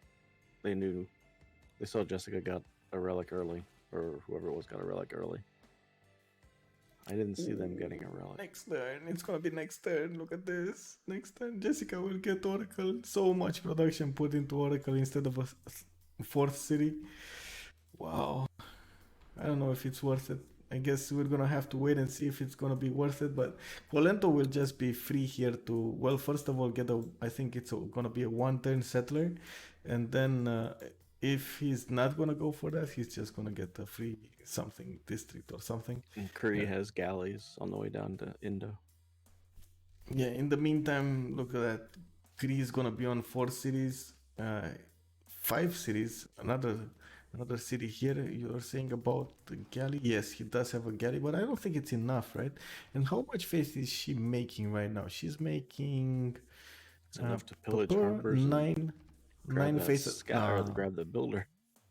Yeah, I mean, it's too far away. She's probably gonna move the builder back. Anyway, she's on 145 faith. She can easily buy 2 boats. Not gonna be a problem. That's why faith is really nice on Indo. Always. There's another fish above Jakarta that she'll probably go for with that builder. That's probably only 1 charge though. I can't quite see. Yeah, it is. It is a 1 charge.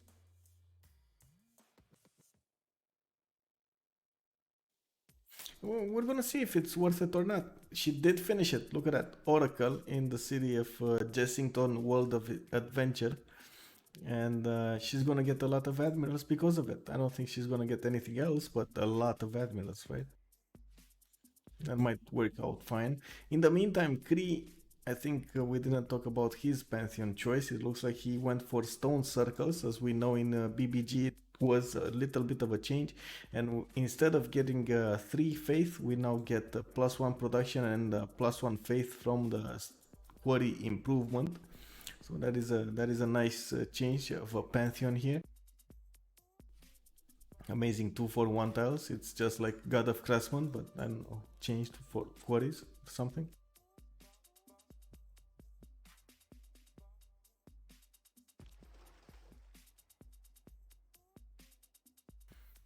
Ooh, on the offensive, Mapuche is actually the one pushing Rome here, and Rome was still on a lot of. Oh, he doesn't have gold. Oh my god, he found his weak spot. He got a general, he got a lot of pre-builds, but he doesn't have the gold. He even has oligarchy. Wow. I mean, now this is a direct consequence of Oracle. Jessica could have had a harbor out, could have been making gold, decided to build a wonder. Yeah. And I mean, let's see. And Let's check Rome out. was probably going to lose all his pre-builds and probably his first. No, there we go. There we go. They actually put all the gold they had into one wow. legion, and that is enough. That is actually enough. Just enough. Yeah, just enough. This is a 62 legion on defense with a general. These archers will not gonna touch it. Not to mention, it is not yet golden age time. We still have one turn to go. So next turn, Mapuche will get his +5 against civilizations in a golden age. We were wondering earlier, right, what will happen between Mongolia and France, and look at this. Mongolia did get a horseman and an archer right next to France. He's actually sitting on his government plaza tile. In the meantime, Destroyer did finish his encampment and working the horses, but he doesn't have a classical unit or nor a rebuild. That might actually be a problem. And look at this greedy play. I was worried about this. Look at this greedy play. He's got settlers in 2 cities. Yes. He knows he's getting attacked, pushed by Mongolia. He sees the score, right? The military score of Mongolia, 204, and he's still building settlers. I mean, what? Is he gonna chop the maize and buy a horse or something? What's he gonna do? I mean, I don't know. Let's check out the how much gold in the bank he has. He has only 25 gold in the bank, so it doesn't look like that much. Is this horse gonna die? No, not even. Well, actually, depends on the first moves, but no, he shifted away, and that's gonna promote. That's about all she wrote.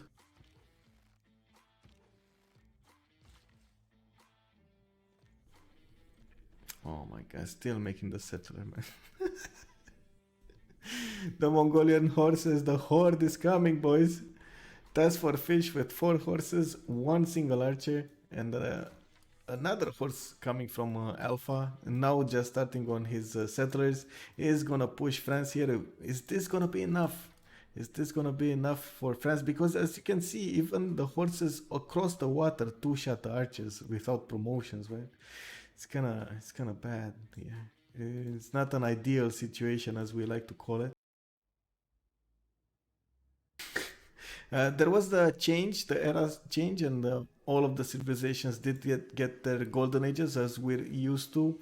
In a 4v4 setup, most of the civilizations will get the guaranteed first one. Let's check out their choices. We got Pembrush and Voice on Jessica. As you were saying, she did go for Pembrush and Voice, and in the meantime did buy 2 galleys with Faith. Task for Fish, Pembrush and Voice as well with Mongolia. Damodar, Pembrush and Voice. Sassy the Sasquatch, Pembrush and Voice. So it looks like all of the Zone of Control players actually are going for Pembrush and Voice. No diversity there, Kek. Now we got Canada with the Monumentality Golden Age, making, how much is he making? 19 Faith a turn, okay, decent amount I should say. Sandro Games with Mapuche in a Pembrush and Voice Golden Age, 1 turn away from Iron Working. Destroyer, Monumentality Golden Age, again Destroyer going for Monumentality. I guess this time at least he's making a little more Faith than we're used to. And he's gonna lose his first archer. Ooh, that's good. I mean, wow. What's he gonna do with the settler now that he, doesn't have archers to defend himself again? I don't know. What is this? Destroyer, come on, come to your senses. Stop building settlers. Build units, please.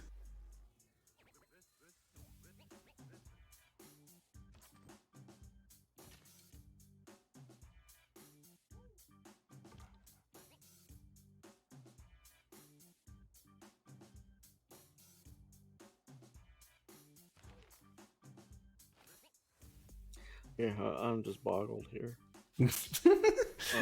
I don't want to say bad things, man, but at this point I'm wondering, what is Destroyer thinking? I feel like, I want to ask him, Destroyer, come on, what was, like, You must have seen the military strength and the strength of the cities, at least of Bravo, right? He was seeing that. So, I mean, why? Why did he go for the settlers instead of just building some units?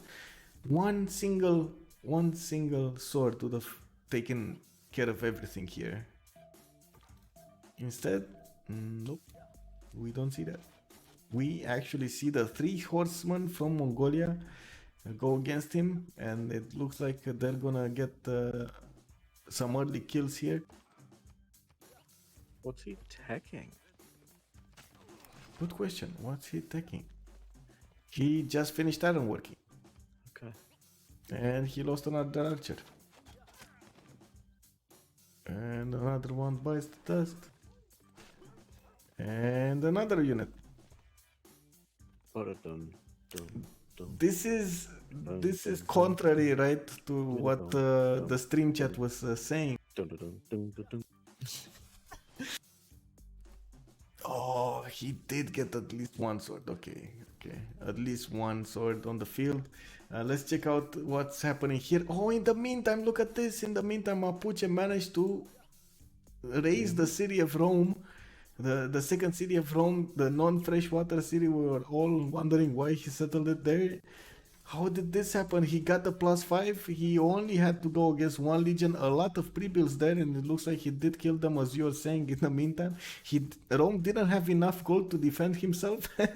He's being pushed right now by Sandro Games. Sandro Games with the quick moves there, getting the upper hand on Sassy the Sasquatch. Sassy is starting, I mean, he's even having like God of the Forge here. What is this? Is this too much for him to handle? Too much to be against a +10 civilization? Ooh, stream chat, help me out here. What is this?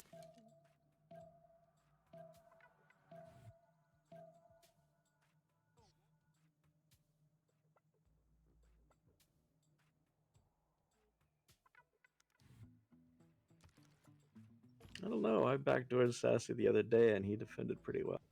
I only went in with about 4 to 5 units that I swam underneath him.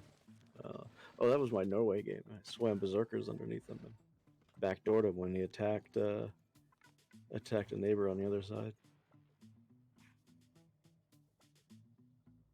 But yeah, one legion wasn't gonna protect that city with all those horses. Just get surrounded. Eventually, it's gonna die. Yeah, no walls in the city, not enough units probably to take care of the units attacking it. Getting the drop with the horsemen. The horsemen having 5 movement. They are extremely maneuverable. These are not rainforest hills, so you move them really fast through. So yeah, look at this. He's just powering through all the defenses here, killing the pre-builds as much as possible. And can they spare the gold here between them? That's an interesting question, and we're gonna need to find the answer to. And as you're saying, the Oracle Rush might have cost them. They would have had a lot of gold here if she had the harbors up. In the meantime, she is trying to get the harbors up. I think this one is finished, right, in Jakarta, getting another one in Palembang. But in her capital, she didn't get the harbor. She's going for a theater square, and she's trying to... Wait, what? Snatch the... Why? Why go for writers in her location? Early Jongs. I mean, you need other stuff for Jongs. Especially, I mean, gold and writer and stuff. I know, it kind of feels weird at this point. I think they would have used the gold a lot more than anything else. The city of Ruin is put under siege. A lot of Mongolian horses are next to it. There's not that many swordsmen from France here, and it looks like Destroyer is actually gonna be the first to lose a city from the Nekst Vigraem team. Is he gonna pull it off again? Is he gonna lose it here? Is this what's gonna happen? Whoa. I am amazed right now. I don't think he can actually do anything other than maybe kill a horse here. Looking at how the damage counters is, he might actually kill it. Yeah, he might. This horse doesn't have movement. He could double tap it with the swords, and I think it's just enough to kill it. And if he doesn't do that, he's just gonna lose the city and the swordsman. It's for nothing.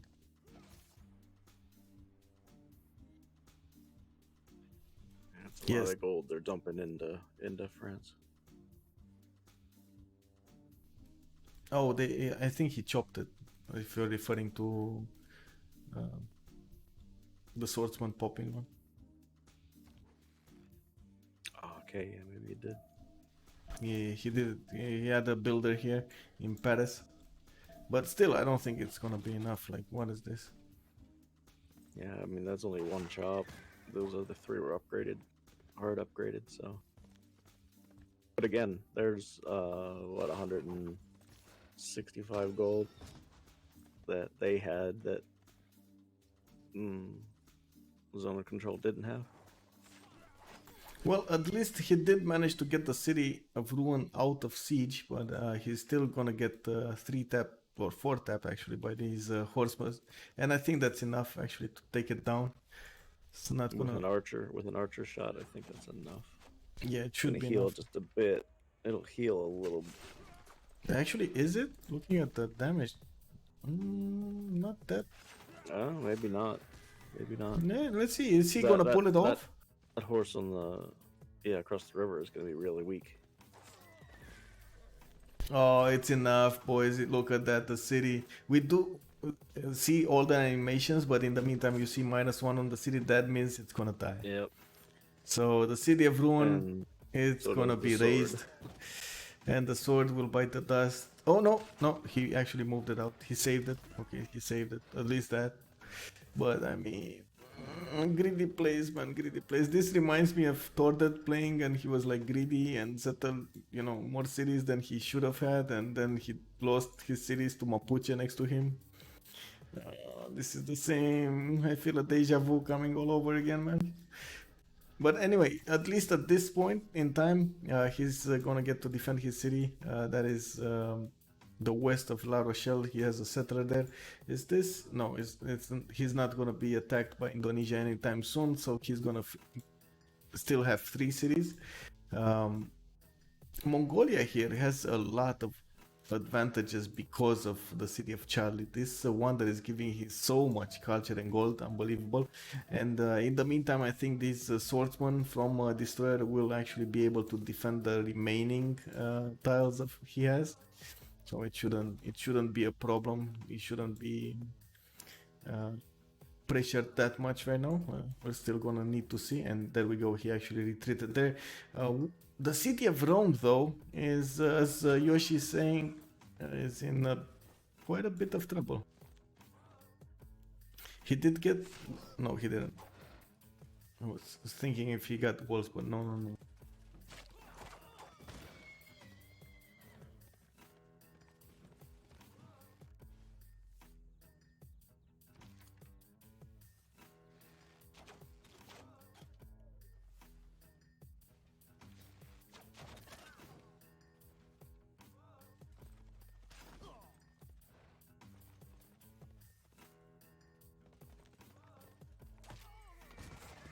Yeah, Apollo Master, I kind of need to, watch both fights. I want to see one city Rome, one city challenge here make it. I hope Sassy will actually, but I don't think it's gonna happen. Even he's building a legion next. He's gonna pop it up next turn and not gonna have a tile where to put it. And then he might actually lose the encampment as well. Is he? Is he gonna lose it this turn? He did. Oh my god! But at least he's gonna get to move his legion from the city. It will pop in the city center right now, and he has a tile north that he could use. In the meantime, France looks like it's not gonna be in any kind of trouble. Those horsemen from Mongolia did their job. They raised the city. They put him on the defensive. They made him spend a lot of gold there on the sword upgrades. And in the meantime, he's gonna need to recover a little bit. Test for Fish is ahead right now, and I think he's well on its way to Keshek's, preparing his Keshek factories, as players like to call it. The Warlord's Throne is coming out in 4 turns, 3 cities. Maybe he's gonna get another one. I don't know. He does have an encampment down, and he will need to get a general at some point, but he does need the points for that, or at least some projects for that. In the meantime, we got Colento here spamming out Theater Square Festival projects. It looks like he is trying to irrelevant Indonesia's Oracle. He got a little mad.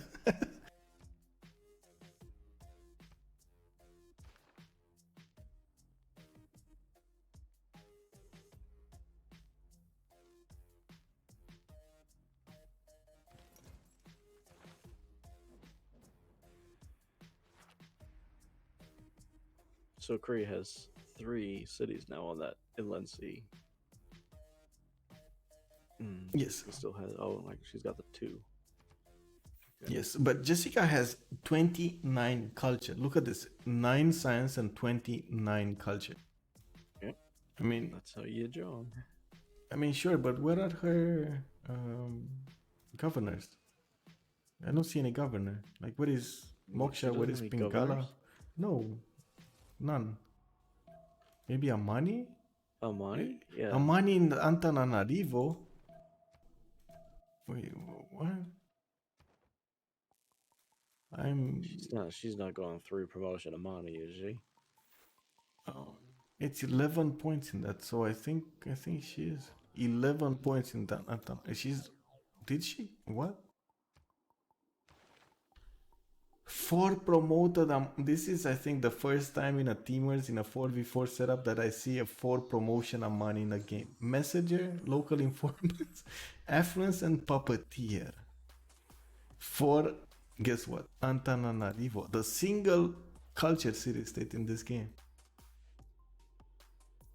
I'm boggled. I'm boggled at this game. I mean, I don't know, man. What is this?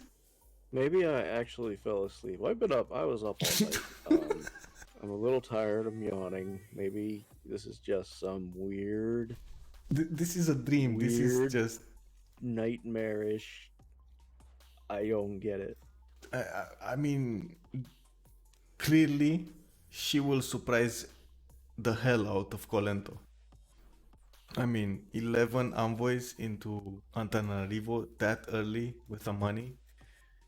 Wow, and she's still not going to get any of the great people because of all the projects she's running. Oh dear. Oh my god. I mean,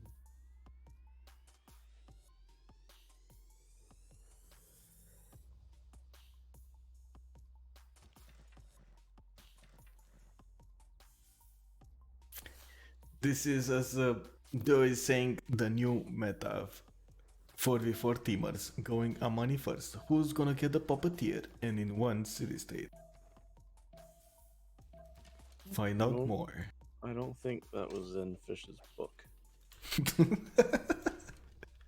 They're writing a new book right now, man. But anyway, in the meantime, she's gonna get to Jonks, right? She's not gonna get to Niter, she's not gonna get to like Caravel technology, but she's gonna get to Jonks. Maybe Persia will get Niter? 21 science and gun cut it. Does he have Niter? That is an interesting question. It's up in the tundra.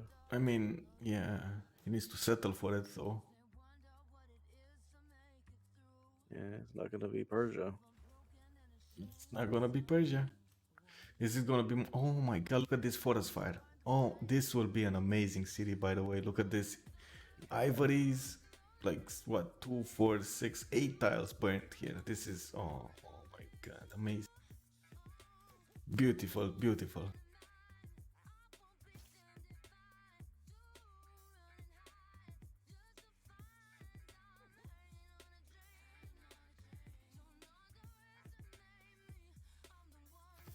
Let's look at the score here. We got who are the min-maxing? We got Colento on 35 science and 52 culture. This is 1040.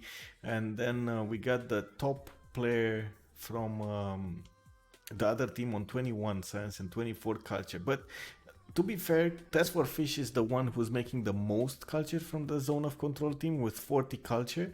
And Damadar is only making 24, while Jessica is making 26. But the problem is science. They're really lagging, or I should say, staying behind in science. It's not going to be enough to keep. Well, I guess Task for Fish does have the 15 science. Going for apprenticeship in 8 times. Oh man, that's a long time. Yeah, that's kind of behind for the Keshik push. Yeah, Culture's fine, but the science is behind. He Got a did campus get down. Yeah, he did get a +4 campus and just got Pingala in the same city. So there we go. He has right now 21 science, so at least it's growing. But Destroyer, look at this. He's actually been hurt so much by that push, by that early raise of a city. He's only making 8 science a turn, while he's trying to get more settlers out, not building the campuses. I mean, I'm boggled at this point. Why is he not prioritizing getting the science up? He clearly sees he's behind, right? I mean, There's the Immortals coming in too. Not gonna do much. They can just plug the back door. I mean, there are only 2 Immortals, maybe 3 with a horse, but not that much or scary. But let's see, how do they do? I guess they can get some promotions off of this horse. He'll block the Swords, back door. swords. And so that settler that he's building can't get out. I don't even know Yeah. what happened to the other settler. Did he finish the one in the South What? City? In this one in La Rochelle? This would have which been, one? I don't know, at least 10 times. Amboz. Was it this Amboz? So there it is. Yeah. He settled low. Okay. Yeah, so he has 4 cities with another 2 settlers coming out in 4 turns. It's gonna be on 6, but I mean, doesn't really matter if you're in 6 cities if you're gonna lose another 3 of them, right? You're gonna go back because you just won't have enough stuff to defend with. And swords really are not enough to defend against Keshiks. The Keshiks are melting.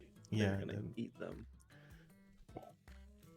this is bad. And I was looking really forward to see that amazing, like, Catherine de Medici diplomatic visibility pushes +17 boys who can do it.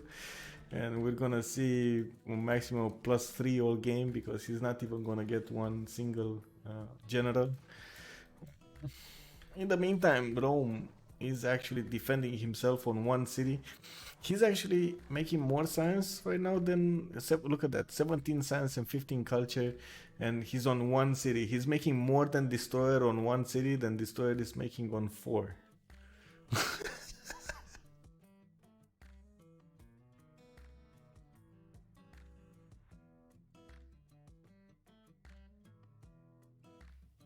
Centro Games here really seemed behind quite well. It looks like he did get his Government Plaza, is building Warlord's Throne behind it, and got 5 cities up. While he was pushing Rome, he managed to raise 2 of Rome cities, I believe, right? It was this one, the one on the CivRus, and there was another one somewhere. I don't really know where right now, but he must have had 3 cities. He only had the 2. He had Rome and the Wait, he and the only dry had the city, 1? right? He only had 2 Wow. cities, yeah. Okay, that's kind of bad. The Silk tile, though, he's gonna settle it next turn, and he's gonna have a city next to Rome here. He's gonna get Rome to defend himself probably all game on that 1 city until he gets either his crossbows up, unique unit, or he's just gonna leave him alone until the end of the game. Doesn't really matter though. I guess he's an extra military alliance to someone in the game, Rome. So you need to take him out at some point. In the meantime, we do have Pelman here, simming away with Kree on 5 cities and getting more. He has 2 settlers out and is building a campus here. Oh, it was that +5 campus in his capital city. And getting all the admirals because, because Indonesia kind of left the admirals all to Kree for some reason. She's only making 2 great terminal points a turn, and that is because she has the harbors on this side without Oracle. And in her capital city, she did not go for a harbor. She went for a theater square. Not even. Wait, why is this city 3 pop? What? It's making amphitheater right now. Okay.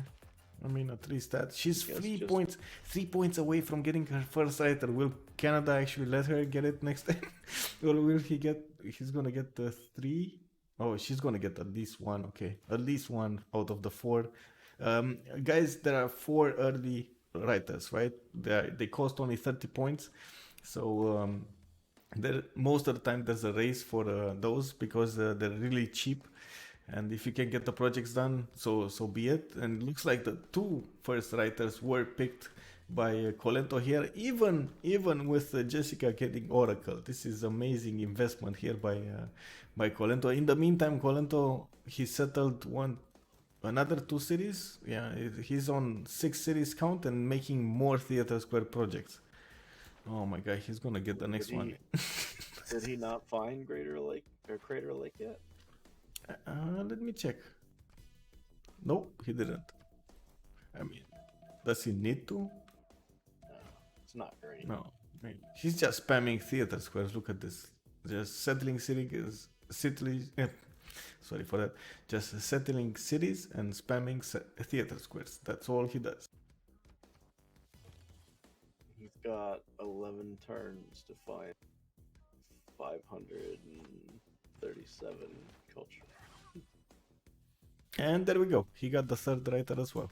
And the 4th will actually go to Jessica. Jessica, how is she doing on science, by the way? Only 9 science, so... This is weird, guys. This is such a weird tactic. Strategy tactic, however you wanna call it. It's weird. Looks like Damodar wants to help here against Russia, and is getting a settler to that 2-1 tile I was talking earlier near that cattle. Maybe he's gonna get to keep it, maybe he's not. I don't know if he's actually gonna get to keep it, but we're gonna have to wait and see. In the meantime, I did see Destroyer getting 4 more science. He's on 13 science right now. Didn't actually finish campus, but he did put Pingala into La Rochelle, and because of the 4 pop, he's getting 4 more. He does have their +3 campus in the works, and he's building another +3 from Amboise. So that will surely give him some science, but in the meantime, getting science from the city of Paris as well. Will this be enough? Will this be enough to stop the Keshek push? I don't know. We're gonna have to wait and see. At the moment, his choices led him to lose a city and settle 2 more, so he's still on 4. Well, he could have been on 4, but still kept the city there. Ooh, he's actually pushing. Look at this. He's actually pushing back Mongolia.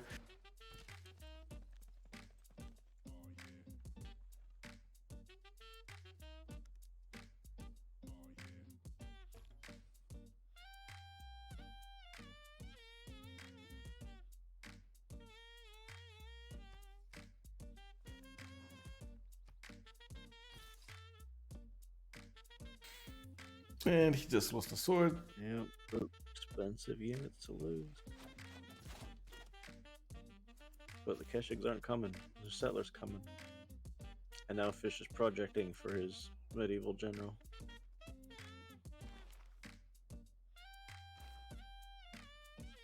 Yoshi was saying that the great tactic to use against Keshiks are the pikemen, because they do get a +10 on defense. That could be a choice here.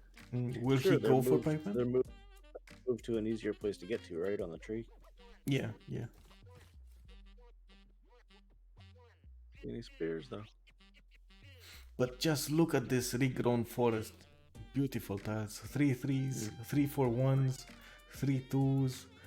He's gonna get extra bananas here. Nice. Oh, it's very nice. But he's not gonna get to settle that. He's probably gonna lose the city if he settles it. No, Fish is gonna settle it. You think? 100%. I mean, both of them actually have settlers going. Look, a destroyer has a settler here, and Test for Fish has a settler here, and another one in 3 turns coming out. Who's gonna make it? I believe Fish will go from the north here, at least settle that one, right? He's gonna settle one here and one around here somewhere. So he's gonna get a few tiles, but whoa, how is this gonna play? Another encampment in Charlie. It'll have an Ordu. Yeah, And then 1 turn away. How is the let's see the Great General screen? We got Mapuche with 23 points, Persia with 20, Mongolia with 17. Okay, so and Rome with 16. Rome will probably not gonna get. It's not gonna get a general. He doesn't even need one, so that's okay. Then we have Mongolia, who's definitely gonna need one. Paris will really need one, and in the meantime, I think he sees the Immortals next to his northern border. He really needs more units here. Oh my god, he's gonna settle the city again. This city, the 1-2 city. Again. Well, at least he's gonna get science, man. I mean, he's on 13 right now. He's gonna be on 16 next turn, or 17. He's gonna get another campus in 2 turns and another one in 4 turns. He just needs a little bit of time to build the units back up, right? Who's controlling city states? The science ones. We got Mitla controlled by Task for Fish, and we got Taruga by Damodar, and that's about it. Then we have Muscat held by Sandro Games. Antananarivo, as we saw earlier, is held by Jessica, and that's about it. Nobody else holding any other city state. Let's check out the culture screen. We didn't actually see what's happening in the culture screen, so there's no tourists yet. But we do have on the tourism screen 31 tourism a turn by Colento. Turn 46, it is still early. He doesn't have that many wonders. He did build the hanging gardens in his capital, and look at this setup here with the theater squares, the +4s next to his government plaza and hanging gardens. Getting another one here. This is what, the +2? Yeah, +2. It's gonna be a +3. That's when he finishes this. The campus here. Oh, this is from Ottawa. Interesting.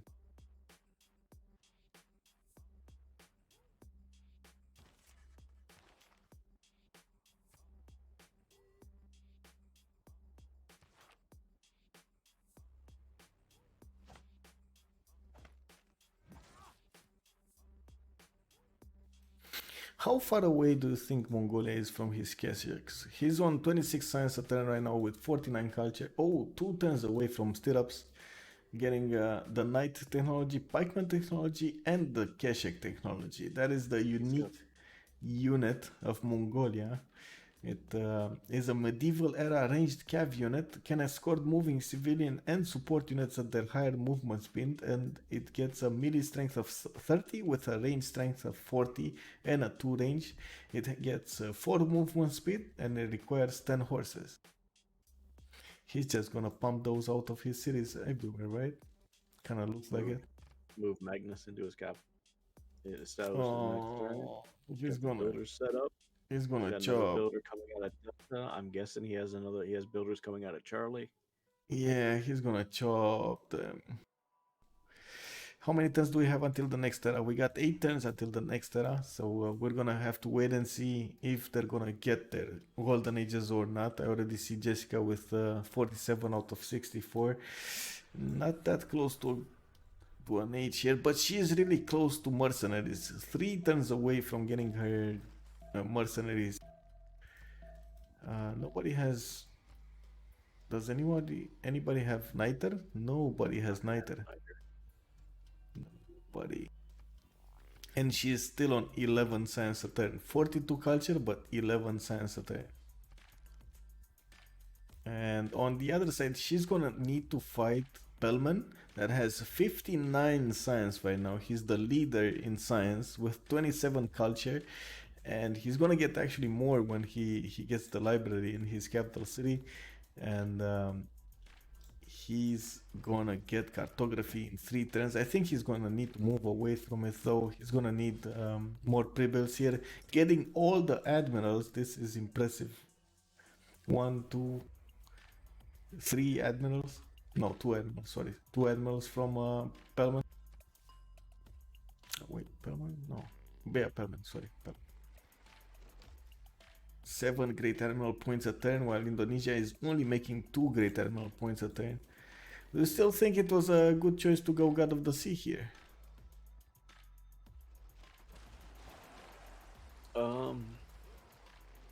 Yeah, I think so. Like I said, those tiles are unworkable without it. And I don't think she has a whole lot of food, so it makes sense to get your food from the sea resources. Although she doesn't have her pearls improved, doesn't have crab improved, doesn't have fish improved. And they're all better tiles than what she's working, so yeah, I don't know. And look at that, you were actually saying, remember at the beginning when she was not settling Palembang, she's gonna be happy when she reaches the Niter Tech? Well, I don't think in this game she will ever reach Niter Not Tech. gonna get to Niter. With 8 science, she's not gonna get to Niter. No, she's not. The only one that's close, the only one that, I mean, fish is starting to get his science now. Persia has enough science to get there, but I mean, in this case, I probably would have had Persia push straight to it, but then he's gonna crap out when he finds out there's only niters up in the tundra that he has to sell his city for. So, Well, he did. Oh, wait, no, wait, wait. Gordian. Yeah, exactly. There are 2 more Niter tiles west of Gordian, and those can be settled. Turns on a builder. Oh, he's actually gonna push Calais, the city of Calais.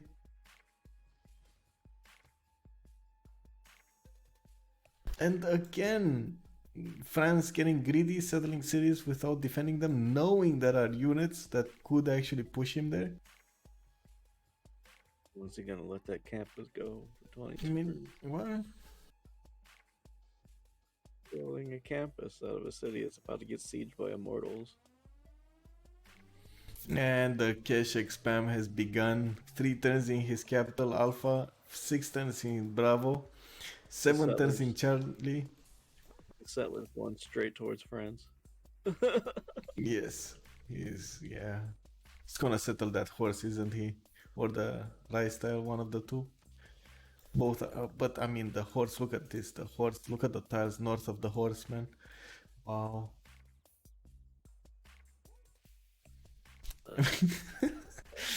Chat is saying that Destroyer is on sailing, and yes, he is on sailing. He wants to build a harbor. I don't know what is this, man. Come on. I mean, is he even gonna get 2 crossbows? Even though like they melt. Well, at least wait a second. Wait. Let's be fair here. He did almost double his science. We're talking about 24 science right now. He's getting another campus next turn. That's gonna be like double his 13 science he had a little earlier when we were talking about it, right? 28 science. So, and he just did he buy one? Wait a second. I didn't see a chop here, but did he buy a He unit in had to. There Calais? was nothing around it. There was nothing around. None of those tiles are chopped. Yeah, exactly. I mean, what? Well, I mean, it does save the city, but still buy a unit? Okay. In the meantime, what is Colento doing here? He's just spamming out cities. He's spamming his theater squares everywhere. Look at this. Another 2 settlers coming out in 2 turns. Another one in 4 turns. So 3 more settlers will be placed somewhere in Canadian land here. Oh, he did find Crater Lake. He has another 2 over here. What is this spam? He's gonna be on 12 cities really fast here, right? He had what? 3 in the bank, 2, 4, 6, 9, 11 cities. He's gonna have 11 cities here.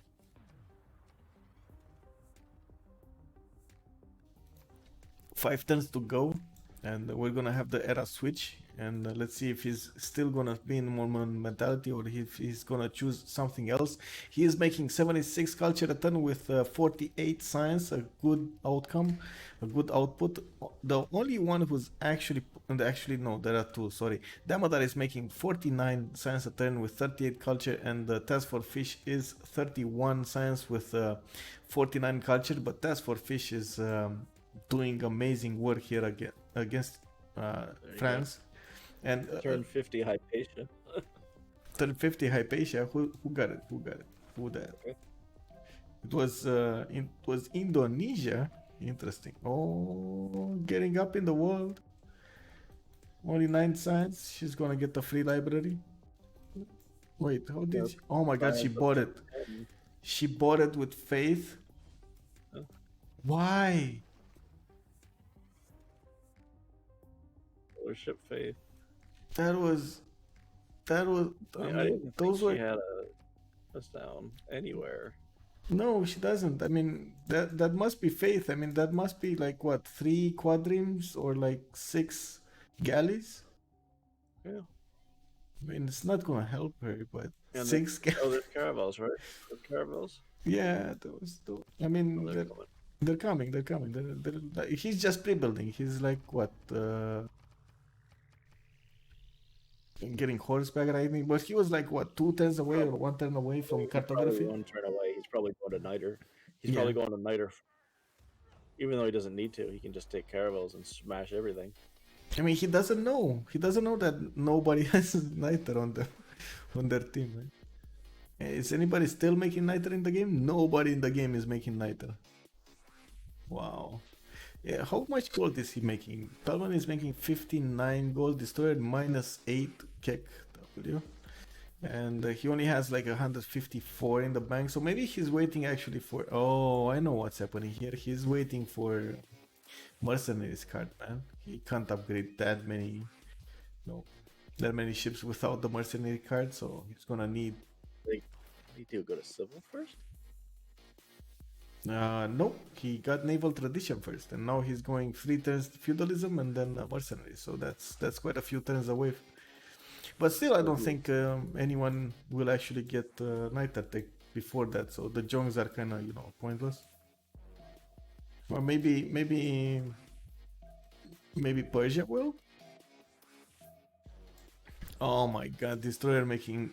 Did he get the memo that walls are now higher in production? I think he should have gotten the memo. 3 turns away from finishing those. Oh, he just chopped them. Never mind. Oh my god, the mistake. The first move by Damadar. I don't think he saw those are walls and he just like attacked the city into those walls. Oh, that was painful to see.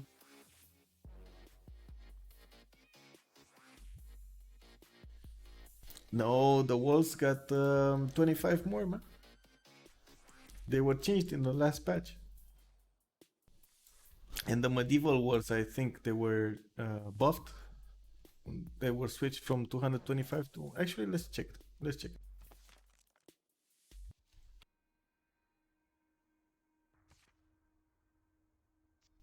Yep, there we go. They were 75 and now they're 100 production. Yo.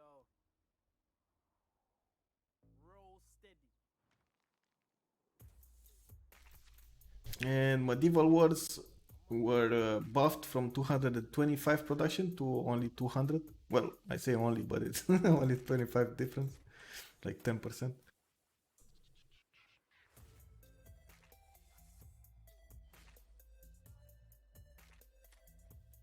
So we got 3 turns until the next era. Everybody's probably scrambling to get the points for the next stage. We got Jessica on 51 out of 64. Definitely not gonna make it to the next era. With the golden age, we got 57 out of 62 on Test for Fish. He might actually get it. I think he's gonna get at least 1 Keshik out. Oh, he already has a Keshik. He has 2 Keshiks out with a general. Oh, this is gonna be painful. I'm gonna stay here and watch this slaughter. Then we got Demodar, 50 out of 52. He only needs 2 points, and probably that's the reason he's building a boat there. We got Sassy the Sasquatch, 43 points out of 60. Definitely not gonna get his. He's still being pushed by Mapuche here, and holding on to his one city challenge there. Colento, 62 out of 65, 3 points away from getting a golden age. I think he might actually make it. Central Games, 42 out of 54. It doesn't look like Mapuche here will get a golden age. And he's gonna lose the +5 against Rome as well in a few turns. That is 2 turns away from Rome not getting his golden age. Destroyer, 43 out of 56. Definitely too many points for him to get in such a short time. Pellman, 63 out of 60. He actually guaranteed his, so he's gonna get another age of maybe Free Inquiry or Pen, Brush, and Voice. What do you think? Is it better to go Pen, Brush, and Voice right now and just rush straight up Mercenaries card with the extra culture you get in the next stage? He's gonna boost only- like what, 5 turns? You don't need it for the first couple turns. Yeah, So, exactly. This is free inquiry all the way. You think? You think it's gonna be Free Inquiry all the way? Where is it, Jason's? He has, I guess, amazing harbors. +8 harbors, +6, +8, +6. Yeah, +6. Yeah, it kind of looks like Free Inquiry is gonna be nice. He's flipping cartography this turn, so he'll look for caravels and smash all those pre-builds. You got Jessica on 18 science, boys. 1053. What's she taking? Buttress. What? Oh my god. 8 turns to take Buttress, boys. Another 12 to go for cartography, and military engineering is just like a fool's errand. Look at this. Like all of the bottom trees. Yeah, not research, man. Search. I think fish and fish is on military. What was it? Military education, engineering. Sorry. Yeah. So maybe he's gonna find niter. I don't think he has any niter, right? Nope. And they're not gonna accumulate it fast enough. So Nope. This is potential CC territory if Jessica or when Jessica loses all her pre-builds, and probably a city or both cities. I mean, Fish might actually kill France here. She has a good chance of doing it with all those Kesheks, right? Ooh, crossbows on the field. Crossbows. Destroyer actually promoted his first archer to a crossbow, but it's not in the front city. It's not in the city of Bordeaux. I think he just saw the Kesheks on the field, and just look at this damage. This is a level 0, right? Keshek. And look how much damage it does to a swords. I mean, that's He's gonna smash it. wow. He's gonna One look at this. Look at this. Like one shotting archers. gonna one-shot archers. Wow. He's got he's gonna two-shot him if they upgrade the crossbow. This is not a fair fight, man. This is not a fair fight. It all depends on if he can get through the chokes and into the other cities. He's got two. Oh well, yeah. He's got 2 shots now on La Rochelle. He's just gonna get promotions off the encampment walls and the city walls. So there's gonna be +3 or level 3 Keshigs at least when he's through those couple cities. Yes. I just want to say yes.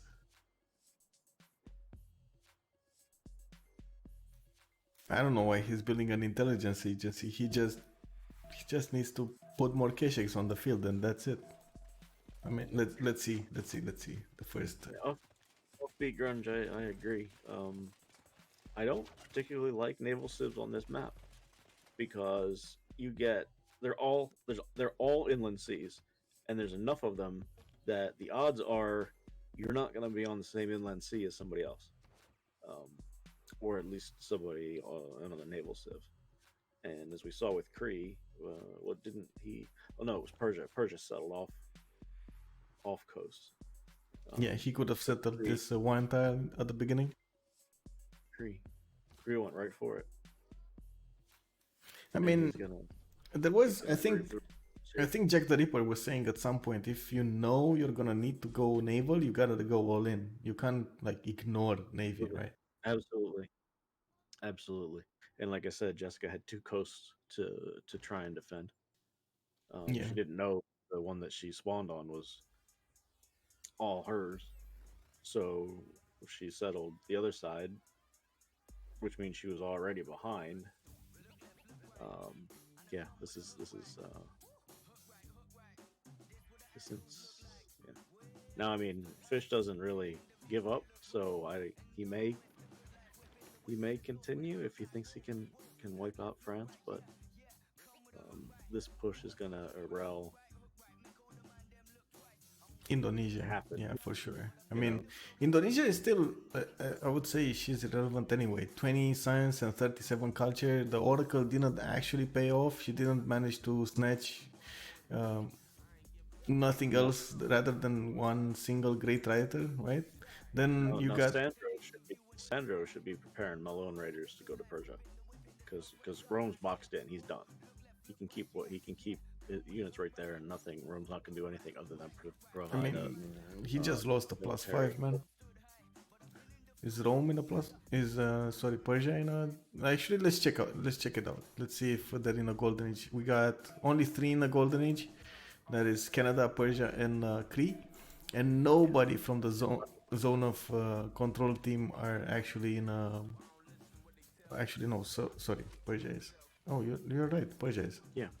So Wait, now Malone Raiders +5 with the general. Yeah, but I mean, yeah, I guess it's a long way to go. Let me talk to Wex here and see what we can do.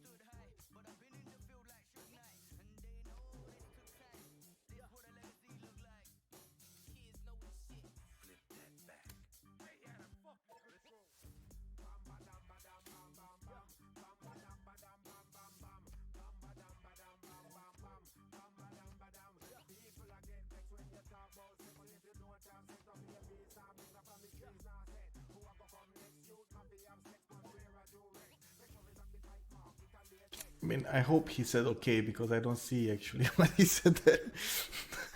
This is such a weird bug, man.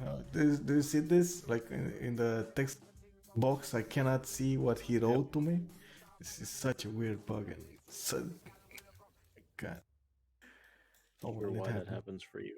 I haven't had that problem. I mean, what can I do here? Reinstall, like totally reinstall Civ? Because I did try to verify the files and I didn't get anything. Like, not even the 3 files I usually get to reacquire. Not even those were Yeah, I don't have a clue. found You're gonna have missing. to talk to someone else that knows more about that, Blaze or Yoshi, maybe. I don't know. I don't know, man.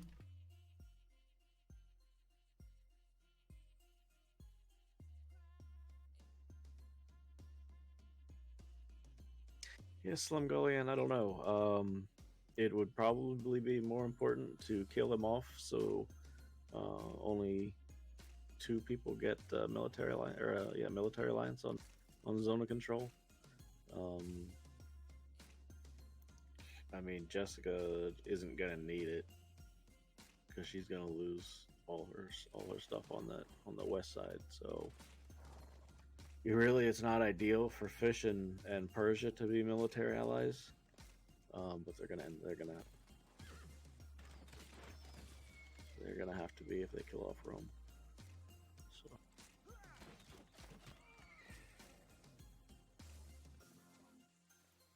Ooh, really that want was the to- first kill on a horse.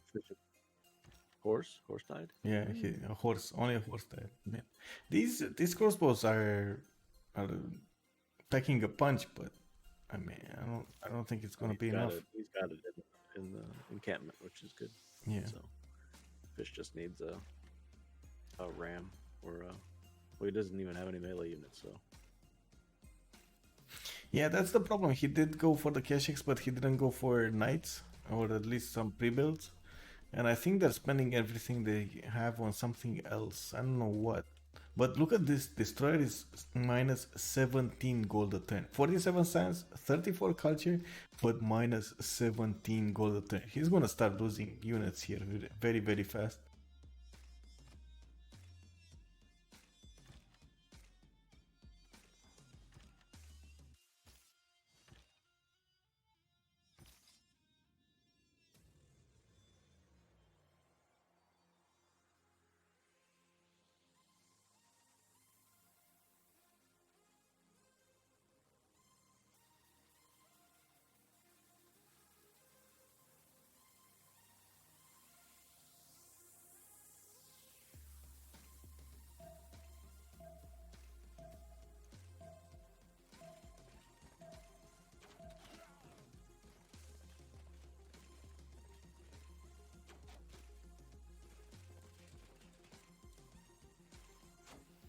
Yeah, they're just gonna grind down the city of Bordeaux and probably take it over in the next few turns with those two horses that are just staying in wait in front. Yeah. And then he'll be able to park out. Yeah, he needs to deal with these horses as soon as possible, but I guess they just got a promotion, so not gonna be that easy. Not gonna be that easy. Let's see the first moves. I'd like to see Fish buy a catapult out of Bordeaux. That, I mean, come on, man! They can't spend the gold on that and Jessica's jongs. They're not gonna have enough for She has a jong. She has a jong. Wait a second. She has a jong. I don't know how, but she got Niter. Who's making Niter? Damadar is making Niter, and that's for Fish is making Niter. So she actually cropped enough to get 2 jongs here, and Pellman will start to push her with a level 3 Caravel fleet kicked up. Look at this damage, man. Look. This is what happened yesterday. It was gross. Caravel fleet so early going against frigates and galleys. It's disgusting. Look at this. 84 damage on attack. Level 3 Caravel fleet. Getting what proportions does he have? Embolon, that's a plus 7 combat strength. Then you got reinforced hull. Plus 10 combat strength when defending versus ranged attacks, and then you got the convoy. So he's not even using it. He just needs. Does it activate the convoy if you have the escort of a admiral, or do you need like a? What is it? Do you need like a scout, like the Jong does? Couldn't say. I don't know. Anybody knows? Chat, do you know?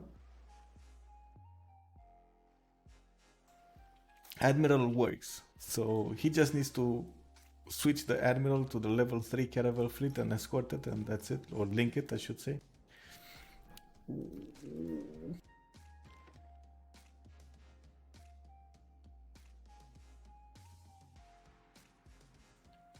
I think the main problem is here gold availability. He's making 96 gold a turn, but only 180 in the bank.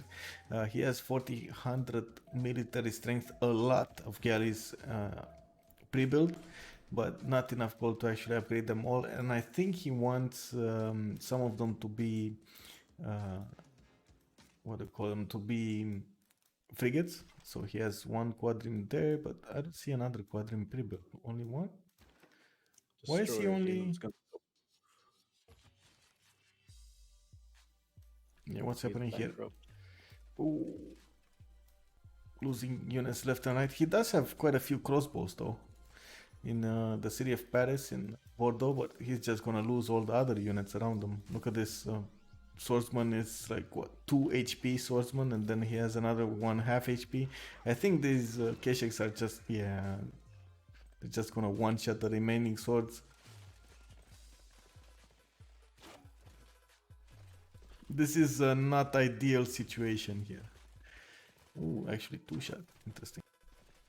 So let's check out what kind of golden ages they picked. There was Persia there with a golden age.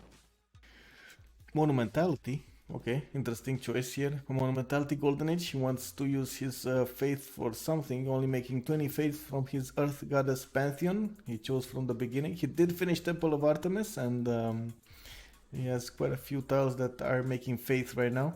Not getting pushed by what you were saying, by Sandro. Sandro did get Candy. That is Faith City State to the west of him, to the southwest of him. And it looks like he's going to have a border quite soon with Persia. Does Persia know about this? Wait a second. This is Mapuche. Yeah, he does know about Candy, so... Is he not expecting some Malon Raiders over there? Oh man, this Rome is so sad to see. One city Rome, one city challenge. And he got a general with legions. The only problem, no gold. And there we go. The city of Bordeaux has been taken over by Mr. Task for Fish, getting the first city. Actually, this is the second time he's getting the city of Bordeaux there. The first one was raised, and this one he made actually keep. He did get two more cities in between his mainland, the city of Alpha and Bravo, and Bordeaux. So Foxtrot and Echo will provide the loyalty there. He was in a normal age though, so he doesn't have that much of a loyalty impact. And I think this is just game over here for France. Really awkward, I should say. Really awkward. I mean, I wouldn't have expected this to go this way. I don't know how you feel, but I think France should have been able to keep a tight border with Mongolia with no problems. It's a turn 59. He gets his spy. That's late. It is so impactful, right? The choices you make at the beginning of the game and how you progress towards the middle and the late game. And look at this. He could have had such a beautiful game, except for those weird choices there, like saving his builder instead of or actually improving the horse instead of getting the builder back in his capital. Not getting a general for his encampment, not finishing the encampment on time, not getting enough units, getting greedy and expanding so early. If not for that, I think he would have been able to withstand the first Mongolian attack and then be much better off after that with strong promotions on his archers that could have turned into crossbows later on and easily kept the Kesheks at bay. Like, look at this, even now, this crossbow, right? He has the plus 10 garrison promotion. He almost two-shots this Kesheks, right? Almost one shot actually, and two shots this Keshek. It's 58 against 47, and that Keshek is in a rainforest. So, I mean, I think he could have withhold this, and he's not even getting his bonuses, right? I don't think he has printing. I don't think he has his spy in yet, right? Because he just got it. There could have been so many different tactics he could have used here, strategies. Yeah, I mean, even little things like going apprenticeship first. Man, yeah, You know, that you don't even really sometimes do is commercials. You just go. Those are just turns that you don't need. You get your spy 10 turns earlier if you don't commercials or your apprenticeship. Oh my god, look at this. That 97 caravel fleet. Level 4, 97 caravel fleet turn 60. He's one-shotting the Jongs, man. I mean, to be fair, the Jong is not escorted, but still, one-shotting the Jong. Wow. That... You know that movie with Taro?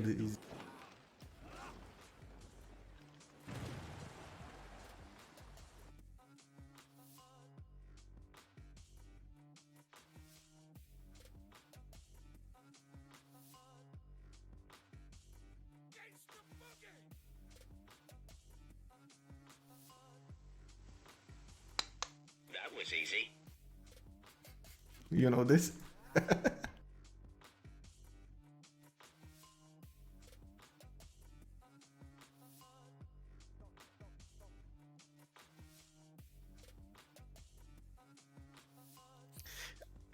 I mean, to be fair, it was an interesting tactic to rush Oracle first. I don't think she actually thought that Kree is gonna go for caravels that fast, or if he's gonna grow in how do you say, in sim that fast. He really was the leader in science at some point of the game, right? And still is. Look at that, 99 science and 44 culture. He's probably gonna be the first one over 100 science. Yeah, I mean, she was blocked by mountains, so she couldn't get there with scouts. She would have had to have swim. I would have had to have swum, and would have been anything would have been picked off by galleys and the quads that were just patrolling. So she had no way to scout the enemy's land, and if you're not on top of watching the banners, I think the only mistake I can see in her gameplay is the Ford promoted Amani. I don't think I ever seen Ford promoted Amani with remember other players in the game that could have actually gone for that, right? Like Persia need something like his governors early on? He didn't do much to the north, right? He wasn't in any danger. He didn't need to attack anyone or defend from anyone. So well, yeah, I'd like to see what Fish has to say, but I still think building Oracle cost Rome his game. If she goes Harbor and makes an what was it, 4 gold per turn for, I don't know, 20 turns, 2 more legions almost. oh man, these Keshiks are just running wild in Destroyer's territory. He's gonna get probably the city of Lyon next. And he's avoiding the city of Paris. He just doesn't want to take care of those walls, it looks like. The city of Bordeaux will actually flip in 2 turns, and that might actually put some pressure back on Mongolia. Let's see how this goes. But clearly, Destroyer is having a lot of problems right now. Still not building units. He's still building campuses, by the way. Wink, wink. 53 science, 38 culture. He does not care that he's getting pushed by Keshex here. Yeah, Slumgullion, I mean, she definitely knew he was coastal. She saw it very early and just didn't execute. You know, a third city on that coast, you know, probably would have been a better idea than settling the one above her cap. And yeah, I mean, just Oracle, those early wonders can put you so far behind an aggressive player. You know, Pellman is slightly aggressive, so know your enemy. So now she's Irel, Rome's Irel. Persia is probably, he's doing fine, but he needs to put with something soon. Have you seen this? Have you seen this? I'm not sure if you watched the map lately, but there is like a spread of white in the bottom right of the map here. And we got like, look at this semicircle of cities that Coleto just put down.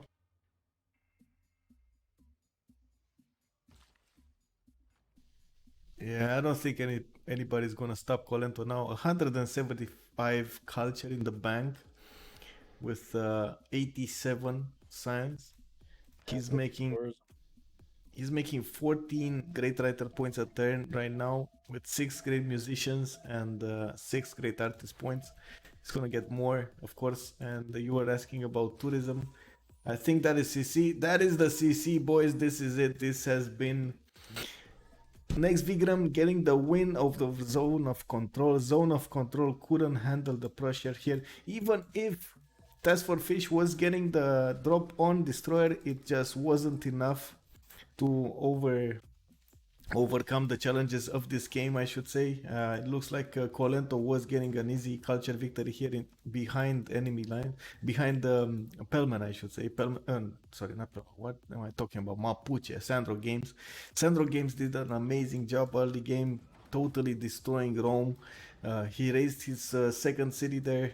He pushed him until he got to the border, to the city center of Rome, and managed to keep him at bay. He was mainly irrelevant most of the game. Rome was. Then Pelman got the drop on Indonesia just at the right time when she was pre-building. She was getting the Jongs out. The Jongs were not enough to save her fleet, and it looks like the city of Jakarta did get taken over right now. We had an amazing play here by Pelman with Kree going against Indonesia, guys. This is the second day I see something extraordinary happen. First was Eleanor beating Victoria on the sea. Like, what? And then I see Kree destroying Indonesia on the sea. I mean, what? they have no bonuses on the sea. This is just straight up simming. This is just land. This is just doing the right projects, I should say, and attacking at the right moment, or applying the proper strategies in your situation.